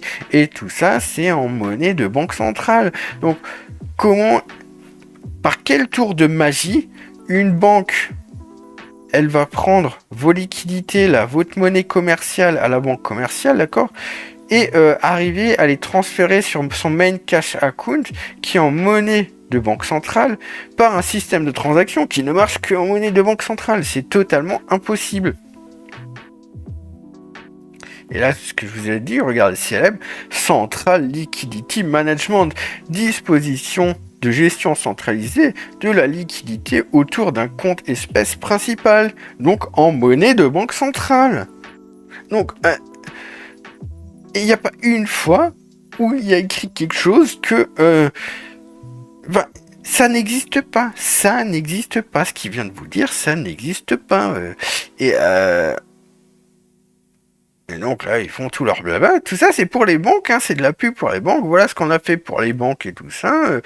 Regardez, pour la BPCE, mise en conformité du DSP2, optimisation de la filière, blablabla. Bla, bla, bla. Vous voyez, ça, c'est ce qu'ils ont fait, par exemple, pour leur compte. Voilà, Elancy dispose de plusieurs références sur des projets d'accompagnement T2S, hein, donc ça c'est chambre de compensation. Regardez, même Rothschild, convergence de processus de paiement SEPA et SWIFT, audit de l'existant, définition de la cible, accompagnement de la mise en œuvre. Donc là on est sur regardez, ils nous font confiance, regardez ce que je vous mets là. Et ça... Il n'y a personne qui vous a jamais sorti un document comme ça, qui vous a jamais parlé de Elancy sur YouTube. Après, vous voyez, il s'occupe aussi de l'assurance. Là, vous avez la Maïf, AXA et tout. C'est, comme je l'ai dit, une plateforme où justement, regardez, même pour Rothschild, vous avez vu ce qu'il y avait écrit, c'est que c'est eux qui ont fait, regardé. Rothschild, définition de la cible et accompagnement de la mise en œuvre pour les paiements sur T2S. Ça vous donne un peu une idée de ce que c'est Elancy. Et alors, voilà. Fondé en 2008, Elancy, aujourd'hui le leader français du conseil en transformation, organisation et management dédié aux services financiers. Elancy est une alternative aux franchises internationales, audit et conseil. Nos interventions à fort contenu métier, reposant sur des connaissances approfondies des pratiques de place, permettent d'exécuter des projets stratégiques complexes avec des impacts mesurables sur la performance de l'entreprise, blablabla, blablabla. Donc, qu'on couvre tous les métiers de la banque, de l'assurance à travers des blablabla, blablabla. Donc, vous voyez, c'est un gros truc. Et surtout, justement, c'était aussi tout ça, c'est que vous n'avez pas que des systèmes. Tant qu'on y est, hein, des systèmes de paiement de banque centrale, vous avez des systèmes privés. Hein. Comme voilà, RTGS, Point Global, hein, qui ont un système qui s'appelle voilà, Atomic Settlement. Hein, et donc, on va mettre en français. Voilà. Donc c'est ce qu'ils appellent le atomique et qui marche. Voilà, nous ouvrons de nouveaux corridors de devises. Découvrez notre récent projet pilote avec 5 banques qui ont effectué plusieurs paiements transfrontaliers, paiements contre paiements dans 3 devises. Hein. Découvrez blablabla. Voilà, soutenus par des fonds ultra sécurisés, il est essentiel de garantir que vos paiements ne soient pas interrompus. Pour ce faire, nous nous assurons que notre service de règlement s'appuie toujours sur des actifs de la plus haute qualité, notamment des fonds de la Banque centrale et des CBDC. Donc ça marche. Parce qu'en fait, ils arrivent aussi à connecter les banques centrales et tout, et quand vous voyez là, Barclays, blablabla, UBS, enfin... Et comme toujours, il y a toujours la Société Générale, hein, comme je vous ai dit, eux, ils sont toujours en pointe sur la technologie. Et donc voilà, ils nous disent le commerce mondial et l'évolution des règlements exigent des solutions qui permettent des transactions internes instantanées et en temps réel, 24 heures sur 24, 365 jours par an, d'une manière qui réduit les coûts et atténue les risques de règlement. Et donc, grosso modo, ils disent toutefois des variantes locales de mise en œuvre de cette norme. Ils parlent de la norme ISO 2000 machin chose, qui est grosso modo aussi avec les monnaies numériques de banque centrale. Et donc, ils nous disent toutefois des variantes locales de mise en œuvre de cette norme, chacune avec ses propres nuances, ont déjà émergé. Cela laisse place à une initiative du secteur privé pour combler ces différences. C'est l'approche que nous avons adoptée chez RTGS Global en construisant une plateforme commune pour obtenir des flux de liquidité totalement transparents, en optimisant la vélocité de la liquidité tout en réduisant considérablement la complexité de la réconciliation de bout en bout des paiements transfrontaliers, blablabla. Et ça marche avec Microsoft Azure, hein, donc Microsoft est toujours là-dedans, hein, mais on voit bien que qu'il y a aussi des systèmes RTGS privés. Hein. On a aussi ProgressSoft, hein, qui est la même chose, mais comme on voit, Banque de Libye, Banque du Koweït, je sais pas, est-ce que c'est Bahreïn, Jordanie, blablabla. C'est plus dans toute la partie arabe du monde, vous avez compris. Bref, enfin voilà. Toute la partie autour de l'Arabie Saoudite et compagnie. Mais donc, on en revient à lui. Il vous ment complètement. Et juste pour dire, ah mais regardez, nous on est gentils, nous on vous donne 3,75%, c'est ce que nous donne la Banque centrale, oh on a le cœur sur la main, on ne fait pas de bénéfices, ou très peu, ah blablabla. Non, c'est simplement que si vous reverse 3,75%, c'est qu'ils jouent en bourse avec votre argent, quelque part d'une manière ou d'une autre, et qu'ils vous rémunèrent ça. Cette année, 40 milliards d'euros de bénéfices que les banques vont faire grâce à votre argent. Mais pourtant, j'entends toujours que les banques sont au bord de l'effondrement. Non. J'entends ça, j'imagine entendu aussi. Alors, les banques ont eu une période plus difficile pendant 10 ans, parce que les taux étaient à zéro. En tout cas, ma banquière, moi, c'est ce qu'elle me dit à chaque fois. Bien sûr, les taux étaient à zéro. Par ailleurs, c'est des institutions, les banques. Les taux étaient à zéro sur de la monnaie de banque centrale qui n'a rien à voir avec de la monnaie commerciale. Je veux dire, et comme on avait vu, regardez... Comme on a vu, c'est pas la Banque centrale qui fait les taux. Et regardez, on avait vu dans les autres vidéos, quand il y avait la crise des banques américaines l'an passé, alors que le taux de la Fed était à 4,65%, eh ben, il y a des bons au trésor américains qui sont partis avec un taux de 0%.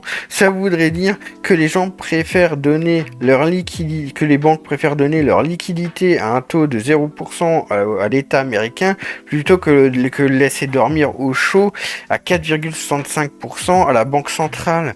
Donc, c'est ce qu'on a vu dans la vidéo, justement, sur que la planche à billets, c'est du fake. C'est que ce qui compte, la première monnaie des banques, c'est les collatéraux. Elles n'ont rien à foutre de la monnaie de banque centrale. Et ce qui compte aussi, c'est la monnaie commerciale. Donc là, les taux, 0%, oui, mais elles l'ont emprunté aussi à 0%, cette monnaie. Et les taux n'ont rien à voir avec les taux de la banque centrale. C'est pour arrêter avec ça.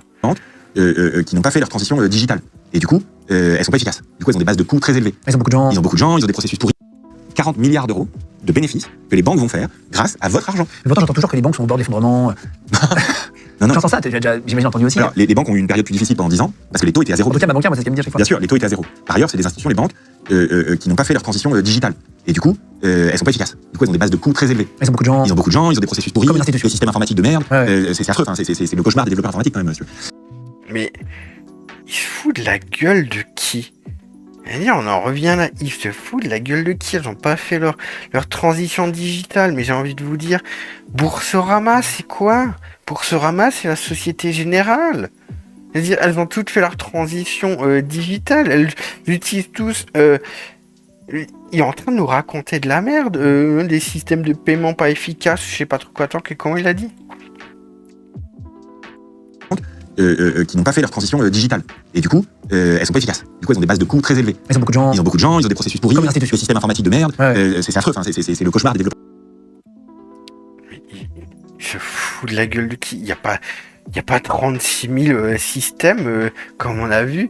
Les banques utilisent tous les mêmes systèmes et demandent à un truc à Elancy de se connecter à ce système. Ben, vous voyez bien, hein, ils n'ont pas fait leur transition. Non, mais le gars, mais se fout totalement de votre gueule, hein. C'est un truc de fou. Hein. Je veux dire, on reprend Boursorama, c'est une banque en ligne qui appartient à la Société Générale, donc elles ont fait toute leur transition digitale. En fait, il essaie de vous... En fait, là, c'est très pervers, c'est qu'il essaie de vous faire croire que tous les systèmes de paiement, de ceci, de cela, sont faits par les banques elles-mêmes,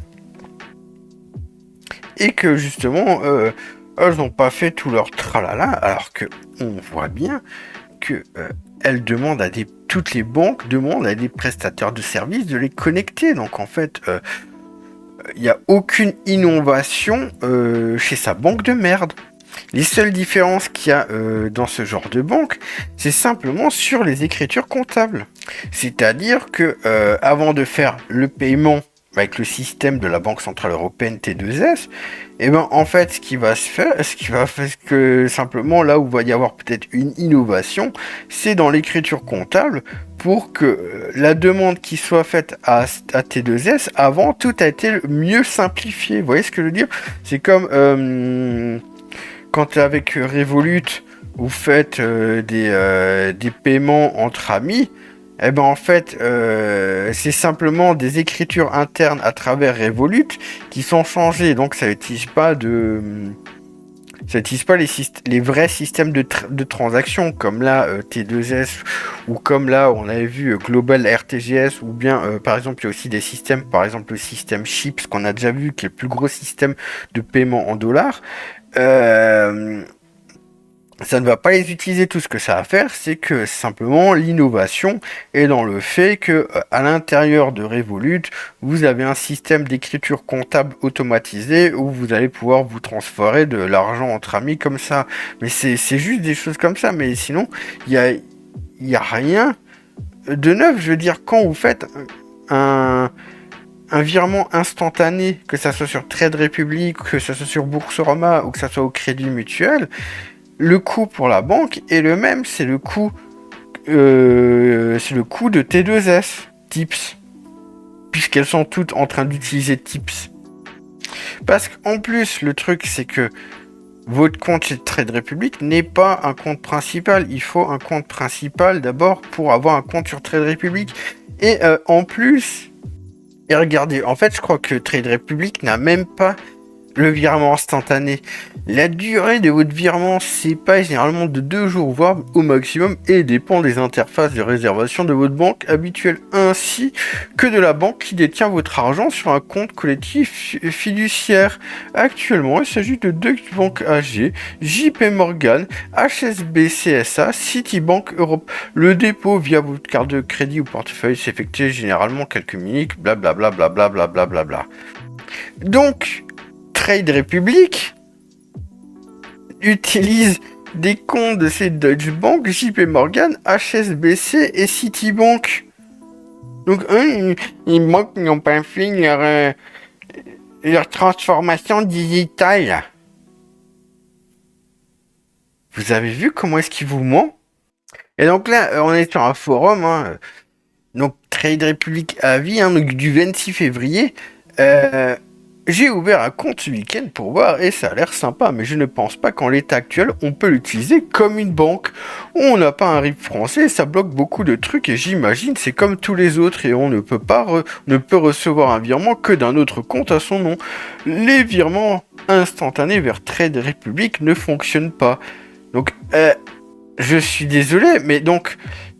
et en fait, j'ai la liste des participants de tips qu'on peut pas voir directement ici parce que c'est dans un tableur.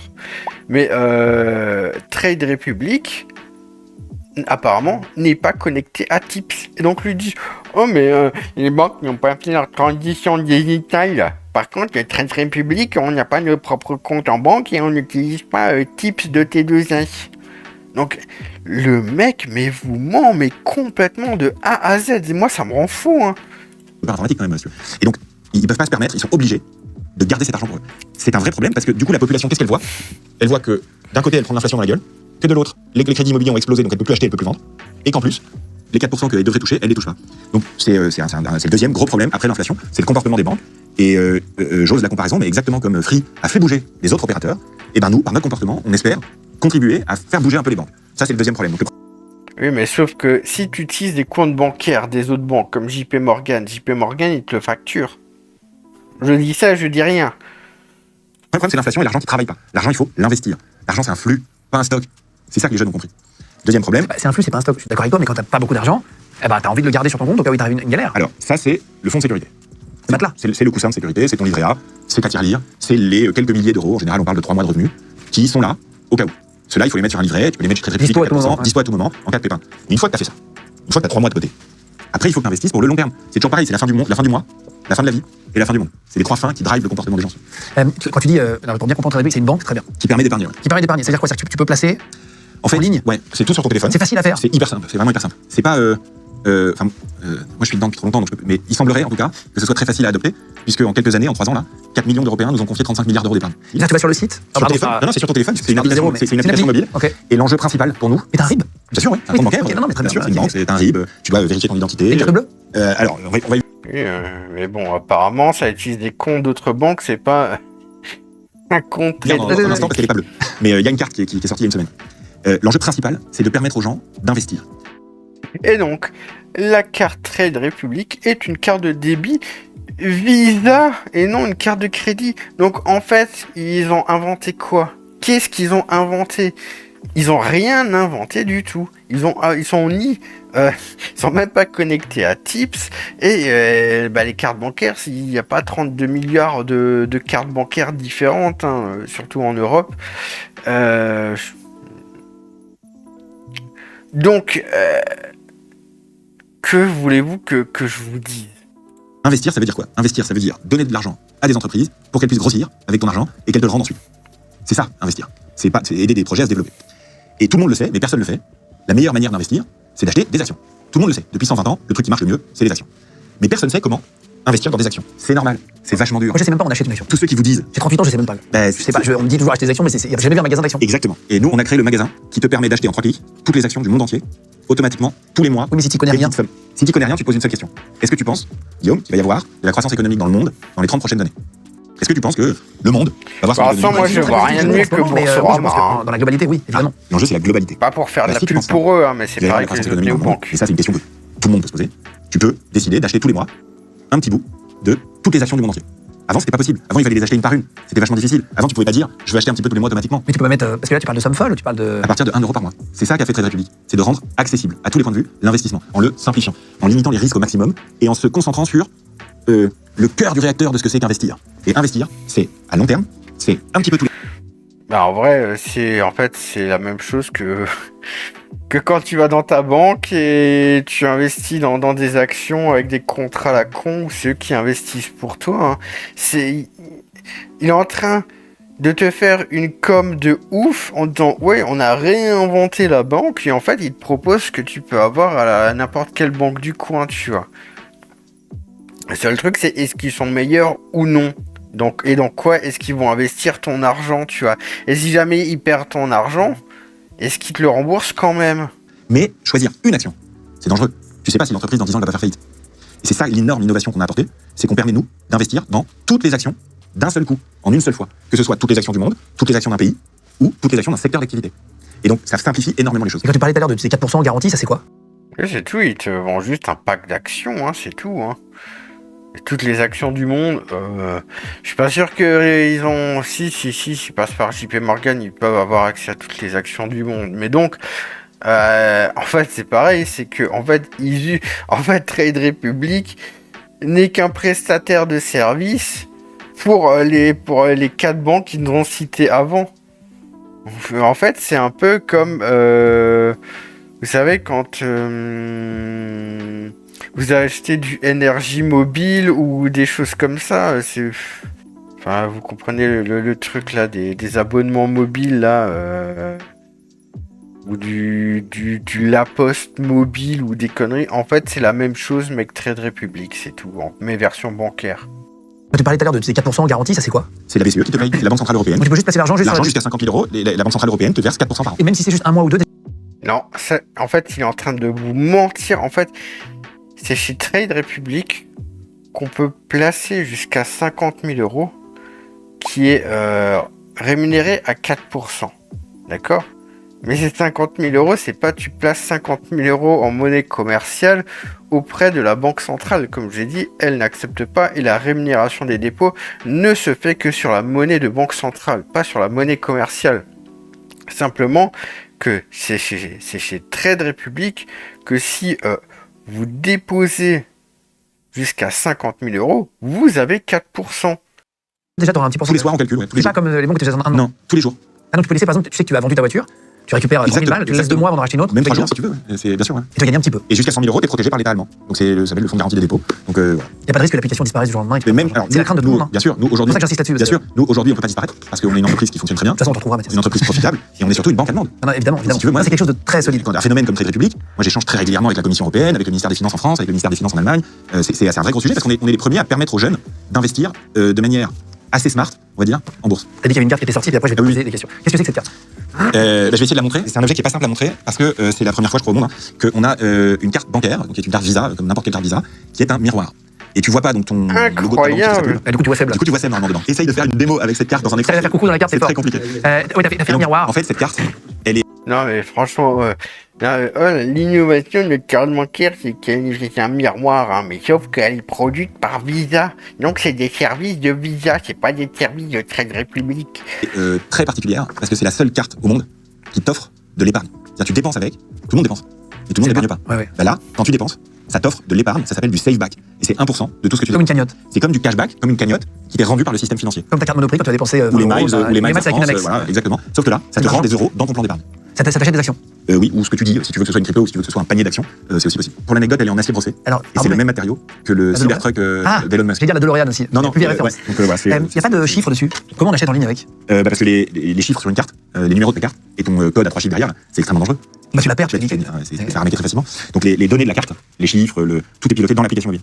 Ou sur le site web, évidemment. C'est d'ailleurs logique. Ça permet de rendre le truc beaucoup plus sécurisé. D'accord, d'accord. Et ça, c'est payant sur l'application? C'est une carte qui est sans frais. on est comme c'est un vraiment objet physique, 100% de la il y a juste un pub, frais hein. unique quand tu veux la commander pour la faire fabriquer en fait. Et celle-là, elle coûte 50 euros. Et une fois que tu l'as, après, tu n'as plus aucun frais dessus. C'est normal, 50 balles, c'est un acier brossé quand même du Cybertruck. Et ça dure, c'est valable 5 ans. Et Non, c'est c'est un vachement- objet particulier parce que quand tu te revois dans ta carte bancaire, normalement, ce que ça doit faire, c'est que tu te sens un tout petit peu plus On s'en en charge de ton argent. Ouais. Et puis dans la civilisation de l'image, Oh, ça permet aussi de faire des images. Et c'est un Ça permet de te regarder avant de rentrer dans un rendez-vous. Aussi, Ouais, entre les putain, banques. au secours. Non, non, mais en réalité, c'est vachement bien. Merci pour ton explication, c'est vachement plus clair, tu vois. On peut mettre un lien, qu'est-ce qu'on peut mettre en dessous dans la vidéo? Qu'est-ce qu'on met comme lien pour Trade Oh, Republic? Eh ben. est-ce qu'on peut mettre en lien? Oh ben oui, on va le mettre gratuitement, le lien collaboration commerciale, mais on va le mettre en... Non, mais franchement, non, mais On peut mettre un lien n'importe de quoi. parrainage par exemple. C'était pas prévu du tout? Non, non, parce que mais la vérité, c'est que j'improvise. je te pose la question, c'était pas sur les fiches. Et donc, Non, mais c'est pas prévu du tout, il se fout de la gueule, collaboration commerciale. Hein, et puis on a été partenaire sur une autre vidéo. Ah, et c'est ouf comment il on peut mettre un lien de comment il parrainage vous ment. pour les jeunes envers Trade Republic pour que les gens puissent télécharger l'application et l'installer en fait sur leur téléphone. On ouvre un compte en 5 minutes littéralement et on peut commencer à recevoir l'argent de la Banque Centrale Européenne que tout le monde devrait recevoir. Les 4% Et on peut- tout de suite? Bien sûr, ouais. Et on peut Oui, c'est vrai. C'est vrai, le citoyen peut recevoir de la monnaie de banque centrale. Non, mais franchement, c'est bon, là. J'ai juste envie d'arrêter la vidéo. Le mec, il fait que mentir. C'est un truc de fou, là. Ouais, et le pire, c'est que les gens, ils sont tout contents dans les commentaires. Ouais, ce mec qui maîtrise l'art de s'exprimer et d'être sûr de soi, blablabla, blablabla. Ok, d'accord. Mathias Bachinois, un génie au grand cœur. Et vraiment une méga pointure hyper intelligente, difficile d'avoir des doutes. Mais arrêtez, super entretien. Non, mais en plus, ça, pour sa branlette intellectuelle et qui dit pas que c'est une monnaie de banque centrale et que pour obtenir cette monnaie de banque centrale, il faut aussi payer un taux de prêt à la banque centrale. Mais j'aurais pu écouter Mathias pendant des heures. Vous voyez, c'est que de la com et les gens ils tombent dedans, mais ça On peut me investir dégoûte. intelligemment en essayant de prendre le moins de risques possible. C'est le plus important parce qu'on veut que ça marche à long terme. De toute façon, même si vous n'avez pas de, si vous êtes inquiet ou comme moi je le serais, hein, je vais pas faire semblant sur l'image et ça. Moi, ce que je ferais, c'est peut-être essayer de mettre un peu pendant 3 semaines. Tu vois déjà ce que ça met. Et si hop, tu retires, tu vois que tu peux récupérer vraiment C'est une l'argent. des premières choses à faire. Tu vois que t'as gagné un petit C'est peu. de et après, tu déposer des sous et d'essayer de les retirer. Voilà. Quand vous entrez en relation avec un nouveau Façon claire. intermédiaire financier, tu vérifies avec une petite somme que tu peux faire un virement et le faire sortir. Tu mets 50 balles pendant le truc. 3 semaines et tu vois si t'as 53 euros après. Et surtout, tu vois si tu peux le ressortir. Parce que tu as plein de plateformes fausses aujourd'hui qui sont montées par des arnaqueurs. Donc il faut faire très attention. Toi, t'es au milieu d'un environnement quand même. Moi, je m'éclate parce qu'on est la seule boîte qui a pas peur de faire du marketing sur les réseaux sociaux. Et donc, on est les seules banques à être en frontal sur les réseaux avec des équipes de créateurs de contenu à dire attention, lui c'est un arnaqueur, à communiquer avec les mots de cette jeune génération. Et puis peut-être un dernier mot sur l'application et un. Non, mais lol, le mec, il vous ment depuis avant, hein. J'ai pas dit que les services qu'il propose, il va pas vous donner l'argent et tout, ça j'ai pas dit. Mais le mec, il vous ment et il vous dit, ah, c'est les autres, les arnaqueurs, mais il se fout de la gueule de qui?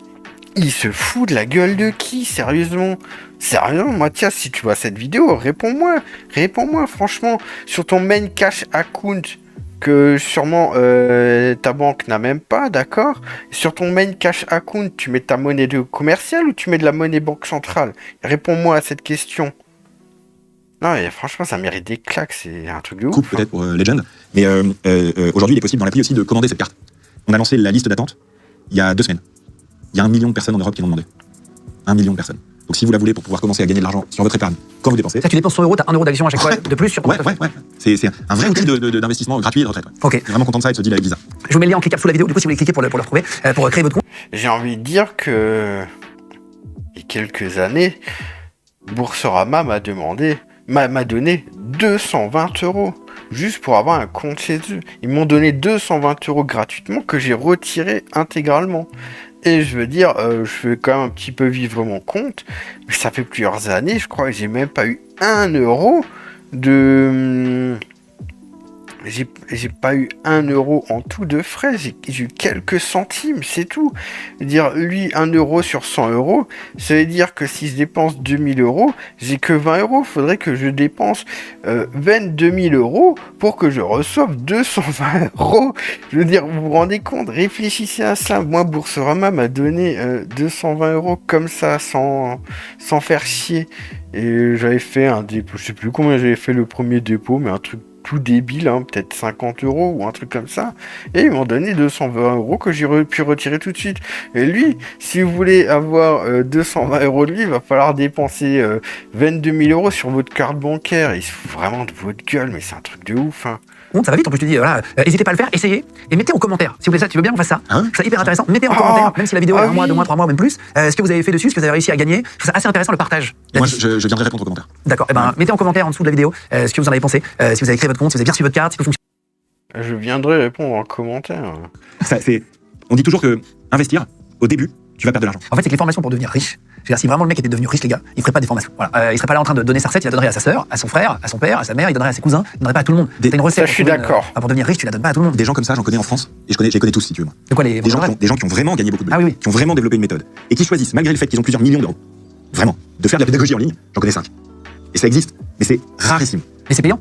Et la plupart le font gratuitement. Oui, c'est ça, c'est du feedback qui donne C'est ça, retour. parce que c'est des gens qui sont passionnés et d'investissement et de pédagogie. Mais c'est très rare. En vérité, comme il y a une prise de conscience particulièrement chez les jeunes, que de la même manière qu'on arrête de gaspiller l'eau, la bouffe, l'électricité, il faut arrêter de gaspiller l'argent, et ben il y a énormément d'arnaqueurs qui sont venus. Je précise, il s'est passé la même chose sur le compte personnel de formation pendant des années en France, sur les travaux dans ta baraque pour faire de l'isolation thermique de ta baraque, de la rénovation de ta baraque et tout. J'ai envie de dire, dans la vie réelle, ce monsieur ne me connaît pas. Alors je donne pas des conseils en investissement. Peut-être que je suis riche, peut-être que je suis pauvre. Ça, c'est à vous de voir. On n'en a rien à foutre. Ça ne concerne pas mes vidéos et je suis pas à vous conseiller. Il faut faire ci, il faut faire ça. Par contre, des mecs qui savent vous sortir des documents sur les main cash account et machin chose et tout, je pense que je suis bien le seul sur YouTube. Et il ne me connaît pas et je le connais pas personnellement. Je vous dis ça, je vous dis rien. Il s'est passé la même chose. Donc c'est juste que là, il se passe une vague d'arnaques Parce que c'est un sujet qui intéresse les gens. C'est vrai qu'il y a eu ça, fut un temps, sur les isolations, sur les panneaux solaires, parce que en Bien fait, sûr. l'État a remboursé une grosse partie, du coup, il y a eu plein d'arnaques. Aujourd'hui, on tape sur les arnaqueurs, les voyous influenceurs, les influenceurs voyous sur les réseaux sociaux, mais il faut pas oublier qu'il y en avait sur le Minitel. Il y avait des gens qui venaient de vendre dans ta baraque dans les années 90 des encyclopédies pour des prix délirants pour arnaquer Ah, les gens. c'est vrai. Et ben, Et il y a des gens qui te vendent des cartes bancaires miroirs, j'ai envie de te dire, en te disant que les 4%, ça vient de la Banque Centrale Européenne, hein, et d'autres conneries comme ça.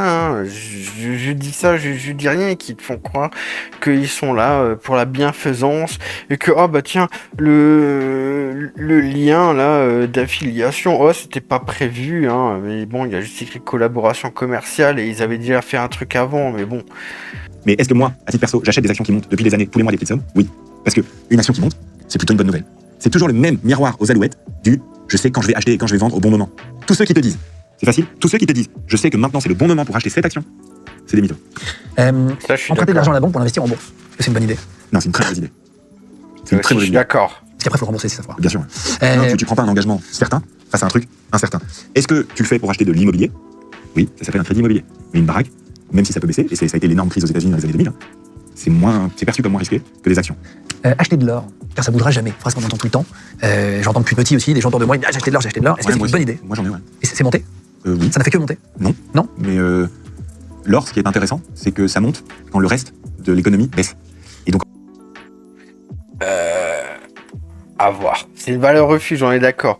Maintenant, je suis d'accord avec ce qu'il a dit que, bah non, l'or, ça ne fait pas que monter. On a bien vu dans les années 90, dans la vidéo justement sur la planche à billets, que dans les années 90, l'or a été divisé par 2. Donc, c'est aussi un placement risqué, surtout que, vu que les périodes de temps de l'or sont vachement longues, vous pouvez vous retrouver avec de l'or qui baisse pendant 15 ou 20 ans. Hein. Après, j'ai pas dit qu'en ce moment ça va arriver, il est plutôt en bonne posture, ça on est d'accord. Mais, et c'est vrai que sur des très longues périodes de temps, il ne fait que monter. Mais il faut savoir qu'il y a eu des périodes où pendant 20 ans, il faisait que baisser. Oui, un petit peu encore. Oui. On est dans un cycle économique difficile où les taux d'intérêt sont très élevés. Donc pour les entreprises et pour les particuliers, c'est plus difficile de faire du crédit, c'est plus difficile de faire des projets. Donc c'est un vrai problème. On est dans une période où il y a des conflits géopolitiques énormes qui font peser des risques très forts. On pense évidemment au transport maritime aujourd'hui qui est très impacté, donc les conteneurs coûtent beaucoup plus cher. Donc on pense à la dette des particuliers américains qui ont fait exploser les encours de carte de crédit face à l'inflation. Donc oui, on est dans une situation économique qui est difficile. Néanmoins, les politiques qui sont menées fonctionnent plutôt correctement ces derniers temps. Et donc tout le monde espère que... Quelle politique, je veux dire, là c'est encore pareil. On a vu dans la vidéo sur la planche à billets que les banques centrales ne contrôlent absolument rien de l'économie, que tout se fait de manière offshore. Donc, je veux dire, en 1968, Princeton vous disait que déjà les politiques monétaires des banques centrales était mise à mal à cause du marché de l'euro-dollar et que ce marché était hors de portée des banques centrales en 1968, et ce marché il a continué de se développer jusqu'à aujourd'hui, donc faut arrêter de se foutre de la gueule du monde. Et ça, c'était en février, d'accord? Et donc, ce qu'il faut dire, regardez, dans la dernière vidéo, justement, sur la planche à billets, on a vu quoi? Maintenant, les USA sont en déflation, et la Chine était aussi en déflation. Donc, en fait, il y a un gros problème de récession qui va d'abord falloir passer, et il y a un problème qu'il y a des grosses forces déflationnistes depuis 2008. Et que ça va pas se faire comme ça. Regardez, de 2008 jusqu'au Covid, il y a eu 0 inflation. Donc, il y a eu extrêmement peu de croissance. Une question personnelle pour terminer, t'as 2 enfants. Ouais. Pas trop fatigué avec ton boulot, à la fois gérer l'Europe de Trade Republic, donc gérer beaucoup de voyages en même temps, etc. Avoir 2 enfants. Ça fait des longues journées, des petites nuits. C'est ce que je te disais tout à l'heure, c'est-à-dire j'ai compris comment mes parents étaient devenus vieux en fait. C'est étonnant de voir que tu deviens parent et puis la vie en fait petit à petit te prépare à t'abandonner encore un peu plus quoi. La vie est assez bien faite finalement. C'est assez bien fait. Ouais ça se fait assez calmement. C'est Oui, encore très dur. Calimero, quoi. De travailler autant, de s'occuper de ses enfants, oui c'est intense, c'est intense. Tu m'as dit un truc très vrai, tu m'as dit c'est un transfert d'énergie vitale avec les enfants. Et c'est Sur des années, ceux ouais, qui sont bien sûr. parents, je pense que c'est le truc qui parlera le plus, c'est vraiment ça. Ouais. T'as l'impression que tu te donnes toute ton énergie, quoi. Ouais, c'est la priorité des priorités. Les enfants, ils voudraient bosser en finance ou pas? Plus tard. Non, enfin pas pour l'instant. Pas encore un petit. Ouais, moi, ma fille veut être chimiste avec l'inspiration de Marie Curie. Et mon fils, c'est pas trop encore, probablement casser des trucs. Il a 6 ans. Oui. En revanche, les deux sont hyper assidus sur leur tirelire. Ils gèrent c'est vrai vachement bien leur tirelire parce que comme ils me voient pas, quand ils me voient pas, ils veulent savoir où je suis. Quand ils veulent savoir où je suis, ils arrivent de regarder un écran pour voir des interviews, des vidéos que j'ai pu faire. Et comme ils m'ont entendu parler des parades, ils sont au taquet sur leur tirelire, c'est hyper mignon. Tu leur donnes de l'argent de poche? Bien sûr, Tu tu les habitues direct? Ah, puis en plus, s'ils l'épargnent, s'ils sont malins, s'ils font des trucs bien, ils ont des bonus. Tu vois. Ah, c'est vrai? Bah, bien sûr. Tu mets 2 bonbons dans la boîte et bon, ils seront tous secs, mais t'en auras 4. Ah, tu leur donnes des bonus. Ah oui, tu les éduques. Je fais ce que l'école de la République devrait faire avec tous les Français. Ah. Tout ça, c'est voilà, c'est de la com pour le rendre sympa et blablabla. En fait, toute la vidéo se joue sur ça, c'est qu'il essaie de paraître sympathique. Il essaie ensuite de vous dire oui, les banques c'est des grands méchants, hein, même si moi si même mes comptes en banque sont en fait placés dans des autres banques, hein, qui soi-disant sont des banques nulles, hein, même si apparemment JP Morgan c'est des Mongols, hein, apparemment ils ont pas fait leur transition digitale comme il dit, alors qu'il y a du JPM Coin, hein, mais bon ça après on s'en fout, hein. Et voilà. Et donc là, après, c'est vraiment que de la com, c'est vraiment qu'une vidéo commerciale, en fait. Voilà. La première vidéo, c'était que de la com. Je vais peut-être regarder la deuxième vidéo tout seul et on verra, peut-être qu'on fera un truc. Mais on va quand même beaucoup couper cette vidéo, j'espère, pour qu'elle soit pas trop longue. Mais franchement, le mec, il a rien inventé dans la banque. Et c'est encore un gros mytho, hein, franchement.